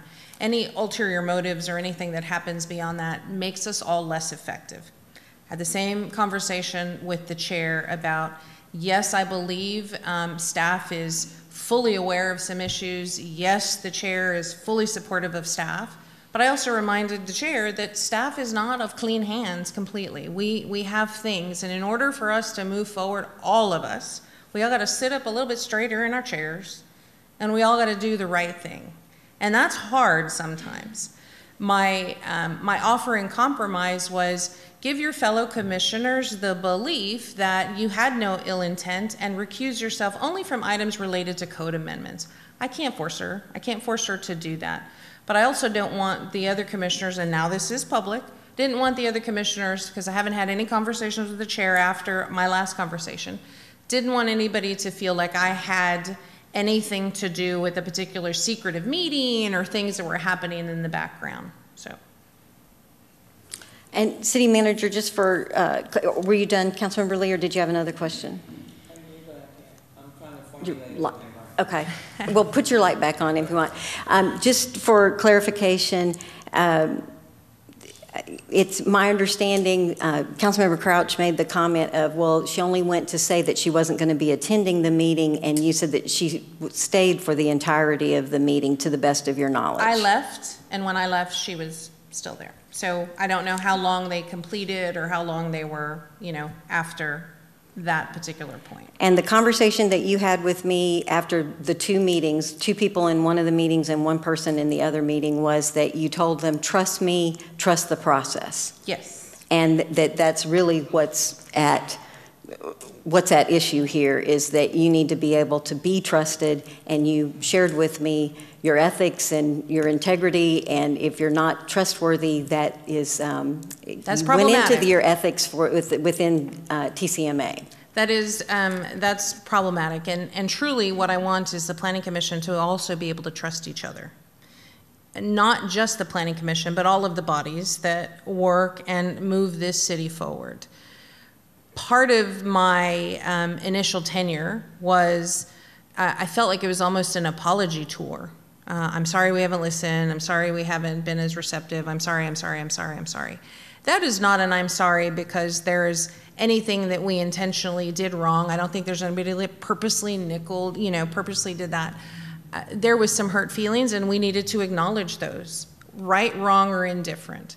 And part of us being able to move forward as a community to make some really hard decisions that are coming down our way that I shared with all of you guys in executive session, some of those hard decisions are going to be not popular decisions. I'm here to take the javelins, as George mentioned, for you. That's what I'm here for. My contract is a parachute because of that reason. Councils change, 3 votes in 72 hours, and I get to go find a new job. Doesn't concern me. I am well skilled. I will find a job. But when I cannot be effective and I can't lead the city properly because folks don't trust me, I will leave of my own free will and leave my parachute on the table. And that's not what I want for the city of Bastrop. I believe there's a lot of healing that needs to happen, and I hope that it begins with Planning Commission having a workshop of some sort where we can get some of this stuff out on the table and we move forward in a positive manner. I'm hopeful that that's what comes out of this. Thank you, City Manager. Those comments, and it's my understanding that you've spoken with some of the other council members about your concerns on this issue. So I want to make sure that we realize that that's part of what's being discussed. And another thing from just planning and zoning members and any other BEDC members, anybody else, being able to trust each other, there's a timeliness that comes to things as well. And I think that when you respect the system and you respect each other, you don't play gotcha. And if you have concerns, you bring them up to the appropriate people, and waiting 2 months and then expressing concerns when there was an opportunity to have done that sooner, it was an additional of, there's some trust issues amongst the members, and we would like to have planning and zoning focused on how to move forward and not have this elephant in the room, so to speak, and I believe that was why you had suggested the recusal. In regards to the open meetings accusations, or the recusal, yes, that was, to me, that's kind of an olive branch on, okay, I attended, maybe I shouldn't have attended, you're right, let me recuse myself for a few meetings, anywhere the code amendments come up, just to give everybody the warm and fuzzy that I didn't do it intentionally, and I do want to move forward. And I don't believe Christy did anything nefarious or went in typed code or went in row code. She gave suggestions, she gave recommendations. They're on my desk. I honestly have not even gone through them because all of this has been weighing in my head. I have a lot of recommendations from the advisory group. Things continue to come out. But again, if we're sitting and we're thinking about, well, who actually wrote it? And what was actually done. I don't want to have any of that. I just don't want to have any of those hard feelings up there. Councilmember Lee? Thank you, Mayor. I kind of get what you're saying. I think that when you're in the positions that we are in, and even when I was on planning and zoning, we may have good intentions of wanting to be engaged or be involved or hear. I think one of the things that I try to do when I was on P&Z and as I do on council is I like to hear things firsthand. I don't like to have extra conversations. I don't like to have 50 people giving me different opinions on the matter, expert opinions on the matter, because I want to be able to hear it firsthand when I'm here on council so I can make an objective decision when I'm making my decisions for the community.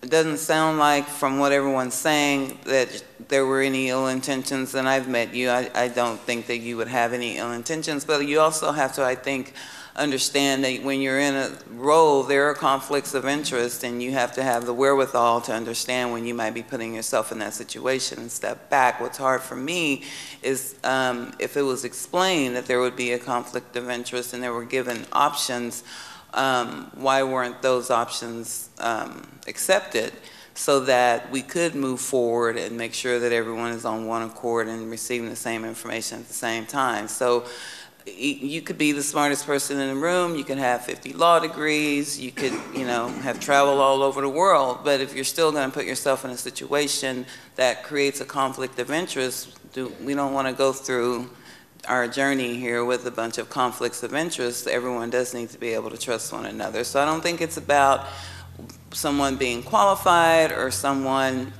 having ill intent. It's about making a moral decision of should I stay in this situation or do what's best for the commission as a group. And I think that that's where I'm struggling with trying to understand. Thank you, Councilmember Lee. Councilmember Crouch?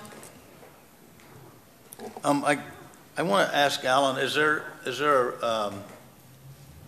any law or anything as far as a recusal from Ms. Koch on the voting on P&Z? Is that just request? I mean, on our part. Councilman Crouch, Mayor, Council, the things that I've identified during this conversation are, number one, our code says that P&Z members serve at will. And number two, there's the issue in the Code of Ethics about representing other groups before the city, which includes P&Z. I don't know if that has occurred or not, but some of what's been described could fit into that. What I understand about this process, which is very little, is that it was the city manager's process that she put forward to manage this type of input and public engagement. And this issue of separating the membership of that developers group from P&Z was her idea, her recommendation, her request. There's no other law that applies to it that I know of. Thank you. One other thing, the document that the city manager mentioned wasn't really a recommendation of good or bad things. The document was just a list of what the code does to a citizen if they live in a certain part of town. So it wasn't a recommendation of doing things or applying things. It was just a list of what the code does to a person if they live in the Iredell district, if they live in the commercial district. And so that document that you haven't read, that's what it is. It's not really a recommendation or plus or minus for the code. It was just an explanation on what it does to an average citizen. It's certainly relevant to the code, correct? It pertained to the code? It was about the code. The code wasn't there, it wouldn't have been written. But it helps, and it would help actually the Planning and Zoning Commission to have that document so that they can understand, and not that they don't understand, what the code does to specific areas of town.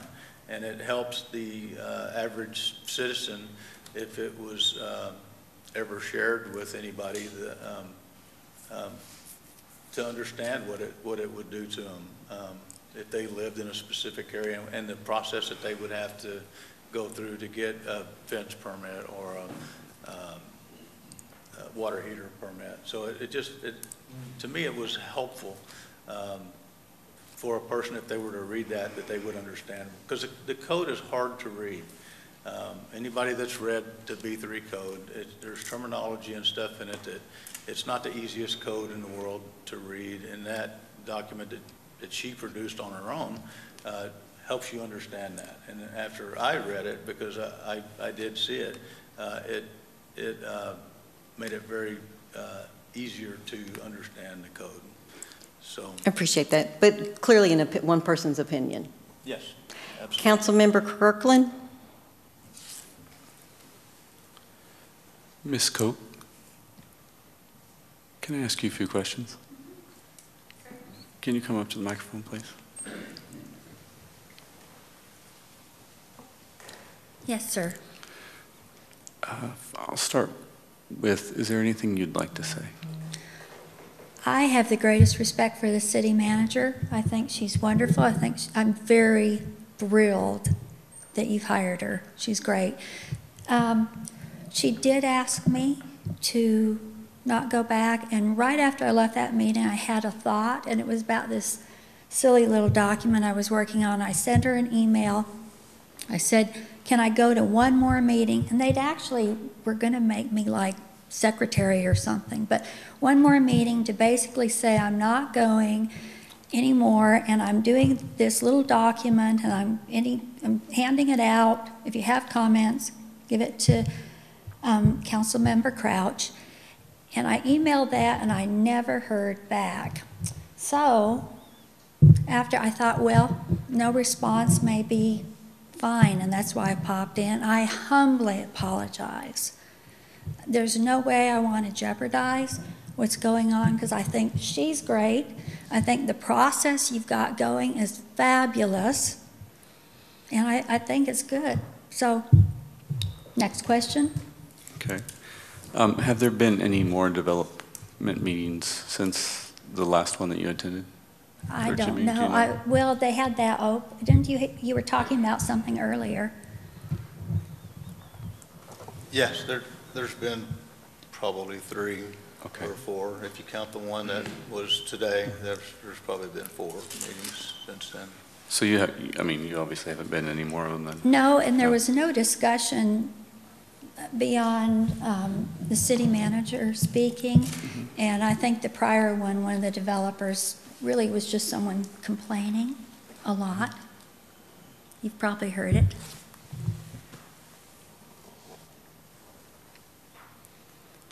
No input, no policy decisions, no discussion about anything relevant.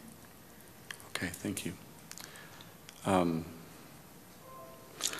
Councilmember Kirkland, are you done? Or? Yeah, I don't think I have any more questions for Mayor you. Pro Tem So thank Rogers? you. Oh, I don't have any questions, thank you. I do have a question, Jimmy. The paper that you're talking about is the paper that Ms. Croak gave the city manager? Is that what paper you're saying? Yes. The city manager just mentioned a document that she had that she hasn't looked at. That's what the document. Okay, well, you just kept saying I've document, and I seen it, didn't and know that's what what the document document everybody's is, talking yeah. about. Okay, so my understanding is, okay, so a commissioner went to a meeting over, that was supposed to be developers, right? Or customers. Customers, I would. But then that commissioner came up with a list of stuff that was producing things that she felt needed to be fixed or whichever. No. Or some issues Can or Ms. whichever. No, I'm just saying, but that, she sits on a commission like, on a council member, but I shouldn't be doing a report on something else and giving that to the city manager. I should stay in my position. Do you see what I'm saying? Can we have Ms. Cope? I don't think the content of the materials is pertinent. City manager, No, would I'm you just like to saying, speak but to the whole that? process is Exactly. you're stepping out of your seat to do something else, to go to that instead of waiting for it to come back to planning and zoning to do the job we've asked you to do. Well, I think the content's pertinent. So that was what I wanted to ask. Yeah. So- I think the content's pertinent, and if Ms. Cook can explain what it is. Can I comment? Absolutely. Councilmember Lee? Thank you. But I think that's part of the problem, is nobody else knows what this document is, what was in the document, was it given to the developers, or was it just given to the city managers? Who else in the community has seen this document? She's a sitting commissioner, and there's a document floating out there with her as a sitting commissioner that we don't know what was in the document or what the document is about, and we're at a council meeting now, and that has to be explained to us after the fact. But we don't know who in the development world has this document other than the city manager that has seen this document, and we don't know what it contains. And I think that's where the conflict for me comes in, is you, as a sitting commissioner, you're having outside conversations, and we don't know what the intent of those outside conversations are. And I apologize for not sending that information out in advance if it was going to be germane to the conversation. Really, my goal would have been to have some sort of meet in the middle. If we're not going to talk about removal, because again, I know there's no malintent, but I believe there is at least an offer of goodwill to the rest of the Planning Commission that, okay, I'll recuse myself for a period of, I don't know, 3 months, if not 6 months, whatever that is when it comes to code amendment issues. We are going to be bringing some things to Planning Commission in very short order. Planning Commission has some very strong feelings about certain things. That's of concern to me too, which is why I'm going to start attending every single Planning Commission meeting. And in fact, I will be presenting an item myself to both Historic and Planning Commission this week, because it's that important to me for us to be able to do things in a format that gives the democratic process a place to work. So, City Manager, and I appreciate, and you've always provided us information, and I didn't think the content of this document was going to, when I say that it wasn't relevant, the understanding that I had from our conversations in my office was that it is the transparency issue. It's the cleanliness, it's the code of ethics that you don't work on something and then vote on something, that you aren't representing a group that's coming before your board, that our code of ethics says that as volunteers, and it is a tough job. We heard from the city attorney earlier that the city attorney represents the people who serve on those boards, and it's to help them out in that volunteer capacity. But we have code of ethics for a reason. You had explained to me the transparency. For the process to work, there needed to be trust me, trust the process. You're putting your integrity in line of, can we make resolutions to the code, work it through the process of P&Z and council. That is why the item is on the agenda. Have I misstated any of that?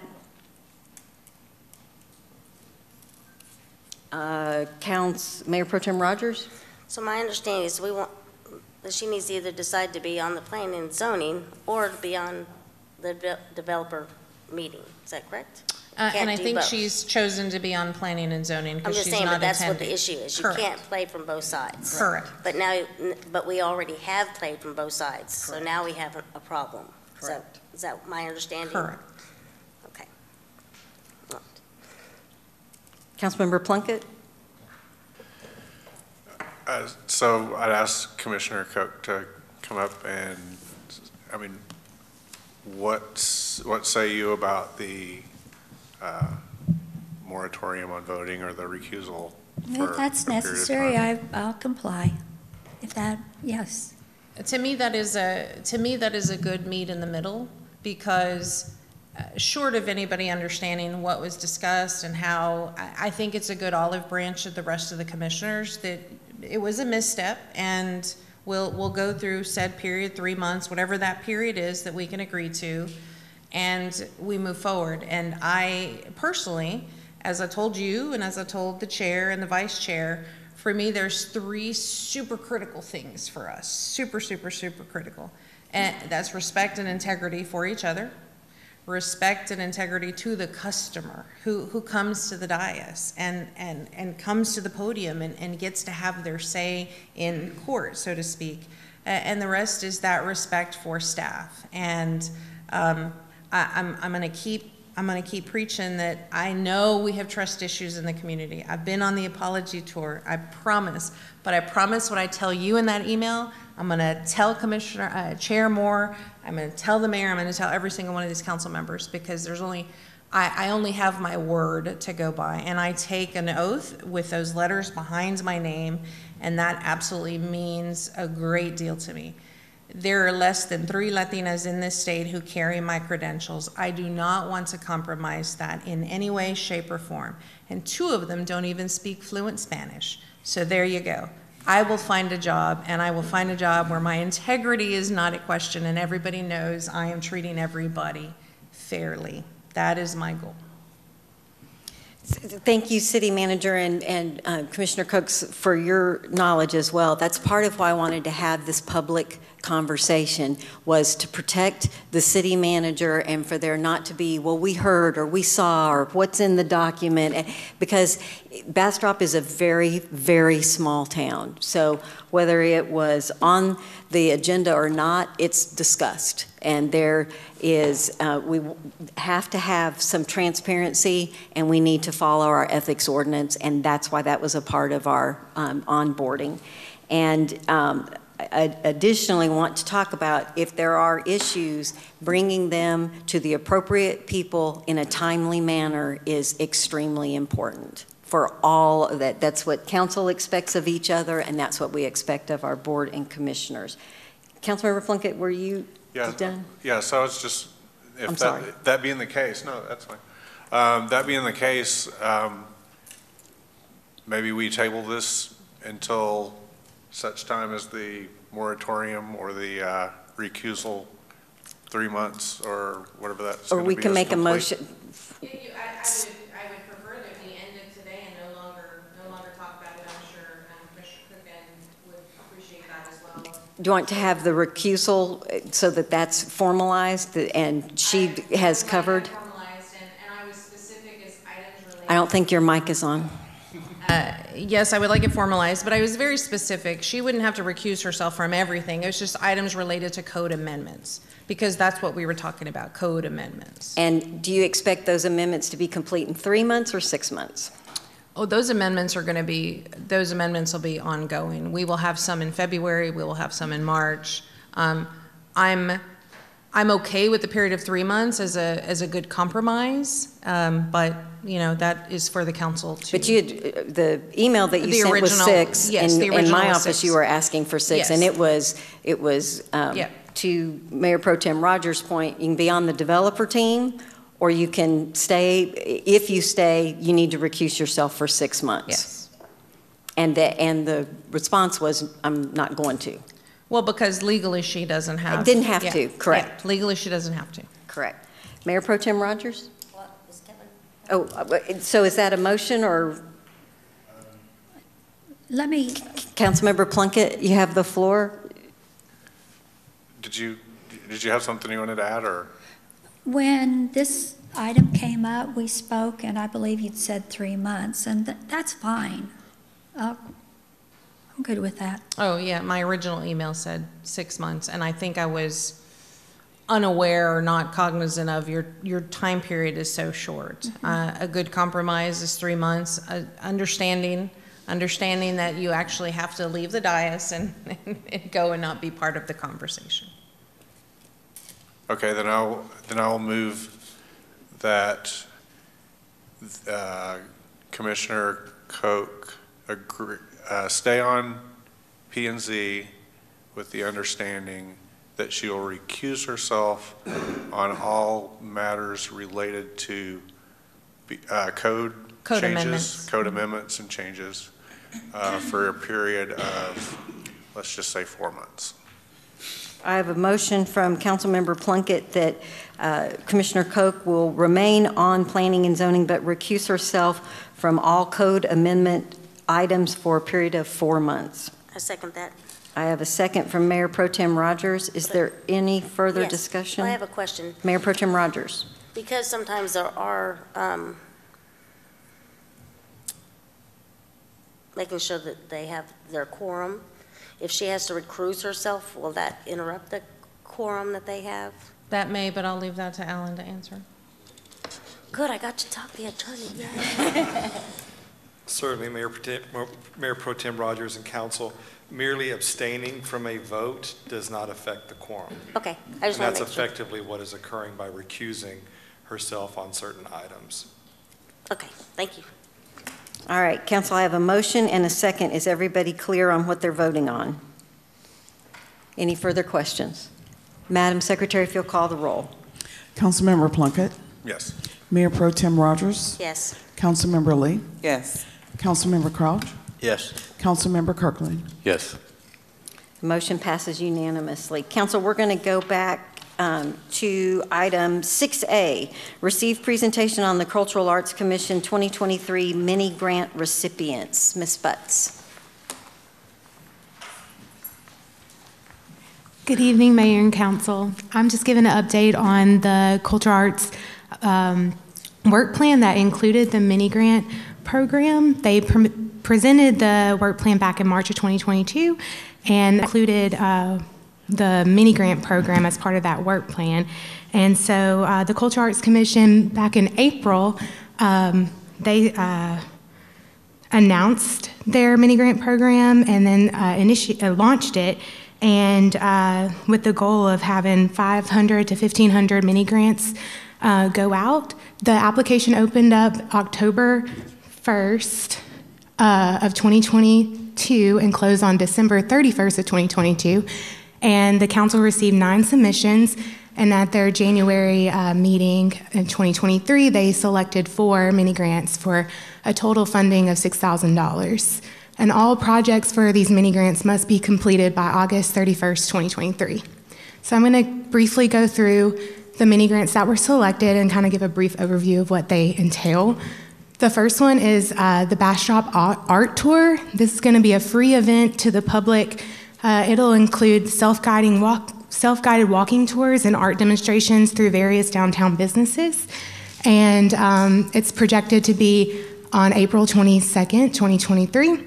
They asked for $1,500 to fund the promotion of the event, both online and through printed marketing materials, but also for supplies for the artists, and then any stipends for artists, facilitators, and models, as well as program exhibit costs and for musicians. The next mini grant is for Art in the Sky. This is also going to be a free event. It's going to be at the Gravity District, which is located at 201 Hunters Crossing Boulevard. And the Gravity District is a business that provides aerial and movement classes to build health, wellness, confidence, human connection, and performance arts in the community. So this event is going to be like a 3-hour showcase to showcase their performances. There'll be about 20 different performances by their student members, teachers, and area professionals, and that funding will go towards the practices, performer fees, costuming, music, and lighting, and marketing of the event.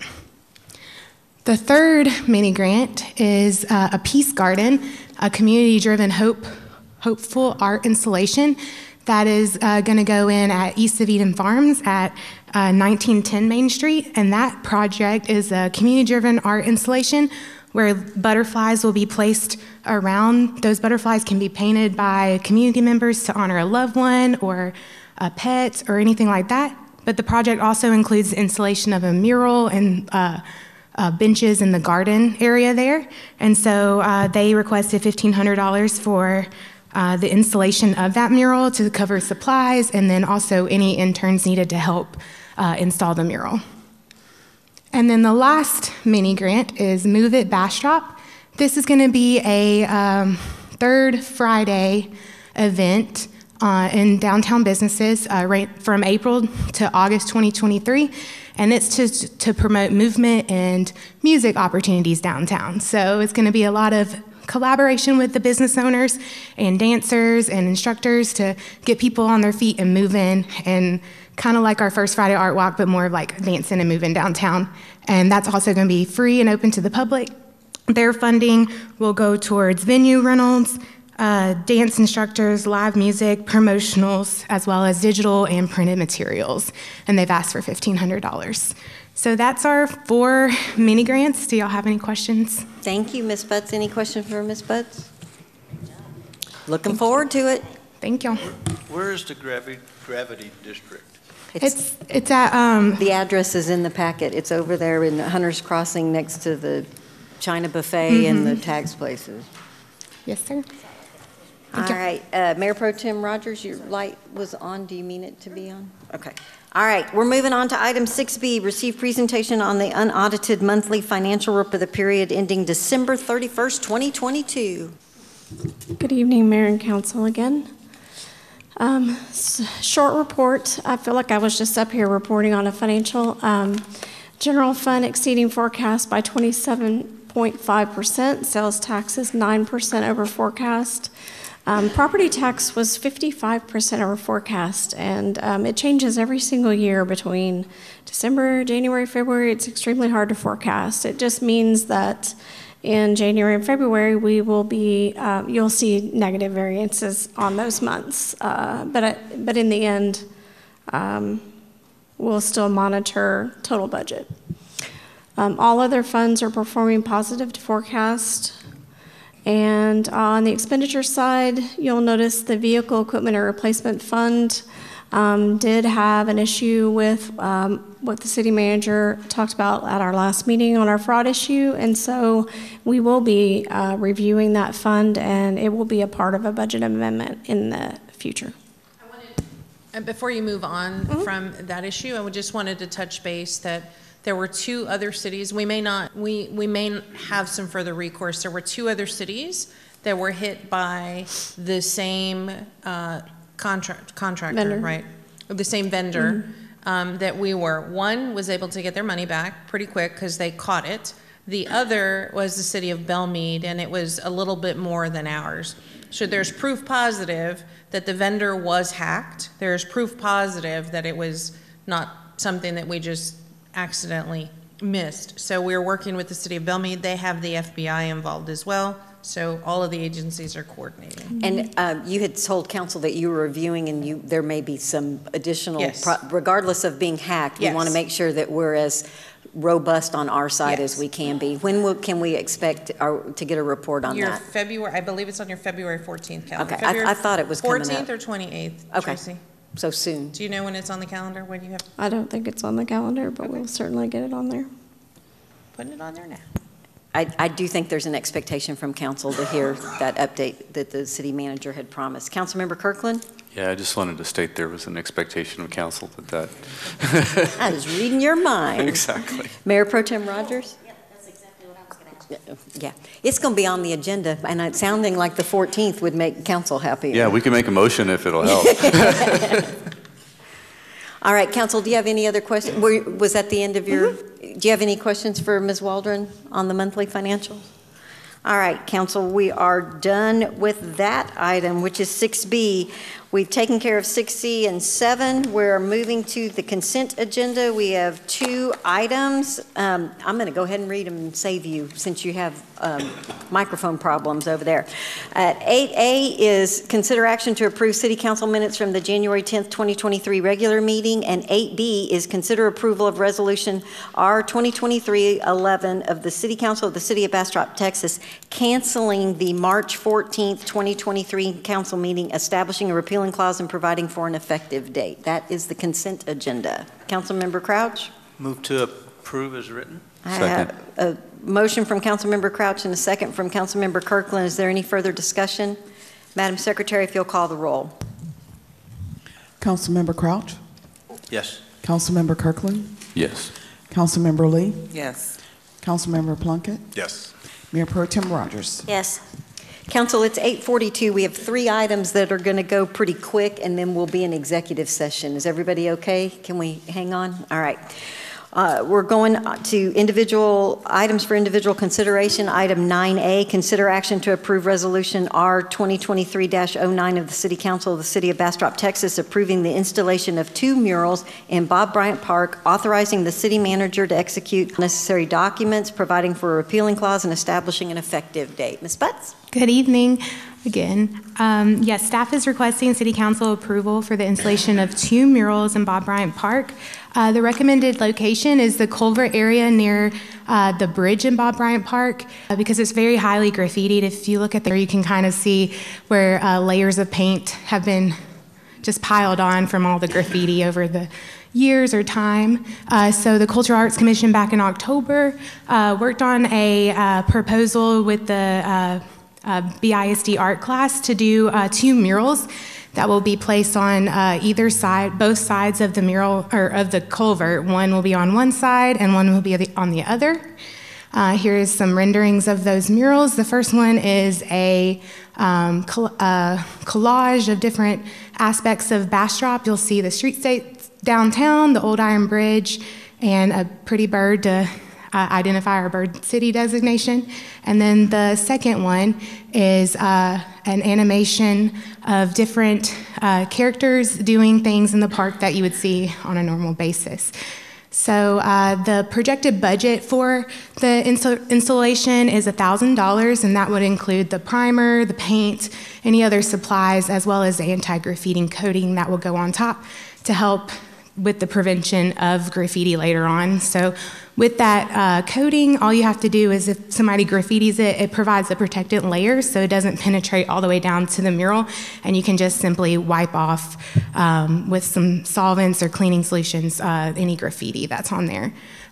So if approved, the anticipated installation date will be March. They're looking at spring break because it will be the BISD art class that will be installing it with the Cultural Arts Commission.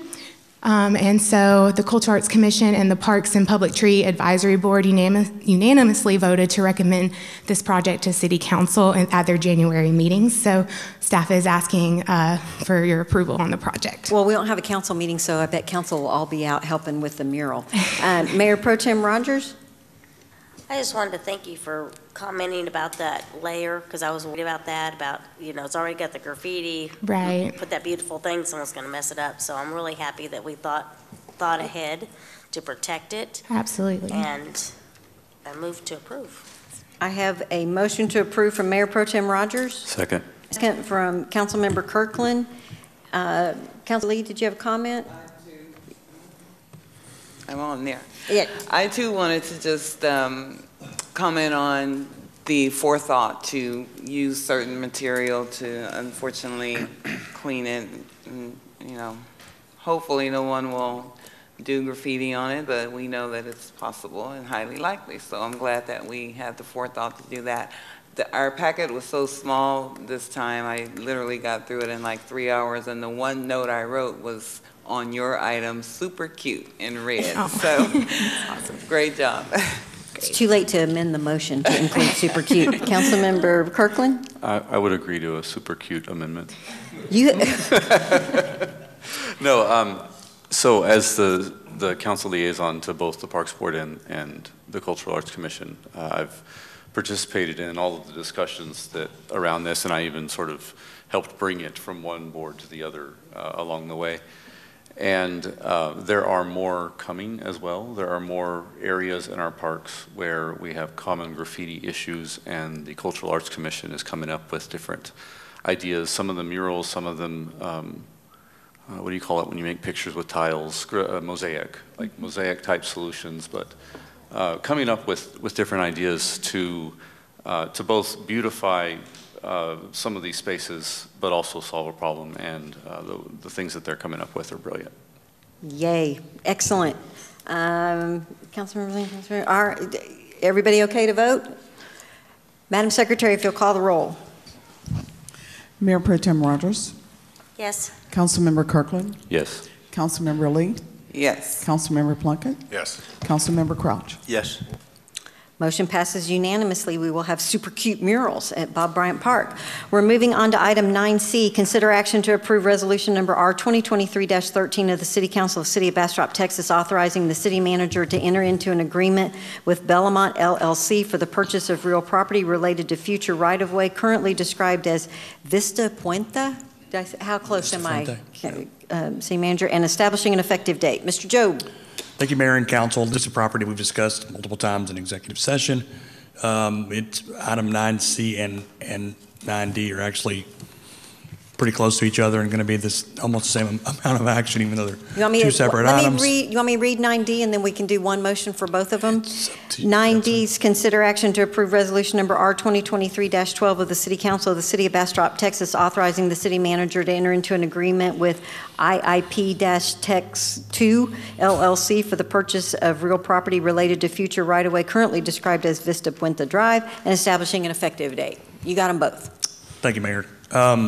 So again, just to give you some quick history, not everybody was here in July of 21. What's now known as the Valverde subdivision was original the Viridian Pit. Turns out the name was trademarked. Now it's the Valverde subdivision. That's neither here nor there. What you see is an alignment here of potential future right-of-way, and that'll also include some water and wastewater improvements that are needed to feed that 1,600 home subdivision. We've reached an oral agreement with the two property owners, so Belmont LLC and the other you mentioned earlier. Here are the pieces of property just to give you some landmarks. This is 969, Highway 71. And then another update, again, this is Belmont and IIP-TX2 LLC. These are the two pieces of property that we will be sending a contract to for them to execute. And this will allow the city manager, if approved tonight, to execute the closing documents. Council, do you have any questions for Mr. Jobe? If anyone likes to make a motion, don't forget it's C and D. Move to approve resolution R 2023-11, I assume? 12 and 13. No, 13 and 12. 12 and 13 then. Yeah. 12 and 14. 12 and 14. No, 14's is 9E. Got it. Okay, Second. maybe we should do these one at a time. I don't think we can handle the math. So it's 12 and 2023, 13. 12 and 13, exactly. I have a motion from Councilmember Plunkett. Second. And a second from Councilmember Lee. You are voting on resolution R 2023-12 and R 2023-13. Does anybody have any questions? Are you clear about what you're voting on? Madam Secretary, if you'll call the roll. Councilmember Plunkett? Yes. Councilmember Lee? Yes. Mayor Pro Tem Rogers? Yes. Councilmember Crouch? Yes. Councilmember Kirkland? Yes. Thank you, Council. The motion passes unanimously. We're on our last individual consideration, item 9E, consider approval of resolution 2023-14 of the City Council of the City of Bastrop, Texas, authorizing the city manager to execute an interlocal agreement with the Bastrop Independent School District on behalf of the city, providing for deferred platting for certain land use and construction projects. Mrs. City Manager. Thank you, Mayor. This item is, again, one of those olive branch items. We discuss our partners and development. State code prohibits any building permits to be issued when a plat has not been recorded. That is to provide for orderly development. There are some exemptions to that process. The school district is currently going through a whole bunch of reconstruction projects, and one of those projects is Mina Elementary that sits on various parcels, and it is not a properly platted lot. So technically, we can't issue a building permit. Unfortunately, work has already started, and they're blowing and going. Understandable, they've got kids at the school, but in order for us to be legal and not get ourselves, the city, into trouble, we've got to work with them on helping them get a plat recorded. And by that help means deferring the final occupancy, the final C of O of the building while they get their plat in order and in process. It's difficult for them because the plat ownership is in question. They got some of it through apparently eminent domain, some was given to them. They have issue with title. In order for you to sign a final plat, you have to be able to prove that you own it. So you know, we've got to work through that process. What does that exactly look like? And they think that's going to take several months. So in order to allow the school to continue construction, this is the best solution, interlocal between us both. They understand they won't be able to record the final certificate of occupancy until we get all of that information. Thank you, Ms. Carrillo. Councilmember Kirkland? Yeah, so what happens if the school district can't find their purchase receipt? What happens if? Yeah, I mean, what happens what happens if they don't find it within enough time for them to use the facility? Well, we told them they could have a temporary certificate of occupancy and that they could occupy. I mean, hopefully this is not a long drawn out process. They already have staff and an attorney working on it. It's just because ownership is so convoluted, they know they're not going to be done and need the building permit to move pretty quick. But the plat and the requirement for a plat, this just exacerbates issues that we have throughout town. And if things are platted, it resolves these problems. So that's why we're not deferring it of never mind, you don't have to do it. It's just a timing thing. Am I understanding that correctly? You are, and there are, when you read the state statute, the requirement for a plat and those exemptions are for orderly development. This is an area that's already been developed. So it could technically classify as an exempt parcel. Other cities also exempt school districts, state agencies from having to go through the process. They're not wanting to exempt themselves from the plat. They want to plat. They do want to clear up any ownership, and they have future development plans in that area anyway. So it would just get it out of the way sooner. Council, are you clear on what's before you? Councilmember Kirkland? Move to approve. I have a motion to approve from Councilmember Kirkland. Second. I have a second from Councilmember Plunkett. Is there any further discussion? Madam Secretary, if you'll call the roll. Councilmember Kirkland? Yes. Councilmember Plunkett? Yes. Councilmember Lee? Yes. Mayor Pro Tem Rogers? Yes. Councilmember Crouch? Yes. Thank you, Council. The motion passes unanimously. Council, we are going to go into executive session on the following two items. 10A, City Council shall convene into closed executive session pursuant to Texas Government Code Section 551.1 and 551.072 to seek the advice of legal counsel regarding counteroffers for real estate acquisition for the South Side wastewater collection system and related real estate matters. And item 10B, City Council shall convene into closed executive session pursuant to Texas Government Code Section 551.071 and Section 551.072 to seek the advice of legal counsel and to discuss the extension of a lease and deliberate the related terms of a new agreement for real property located in Fisherman's Park. It is 8:55 and we are in executive session. Going in the back and racing you to hopefully.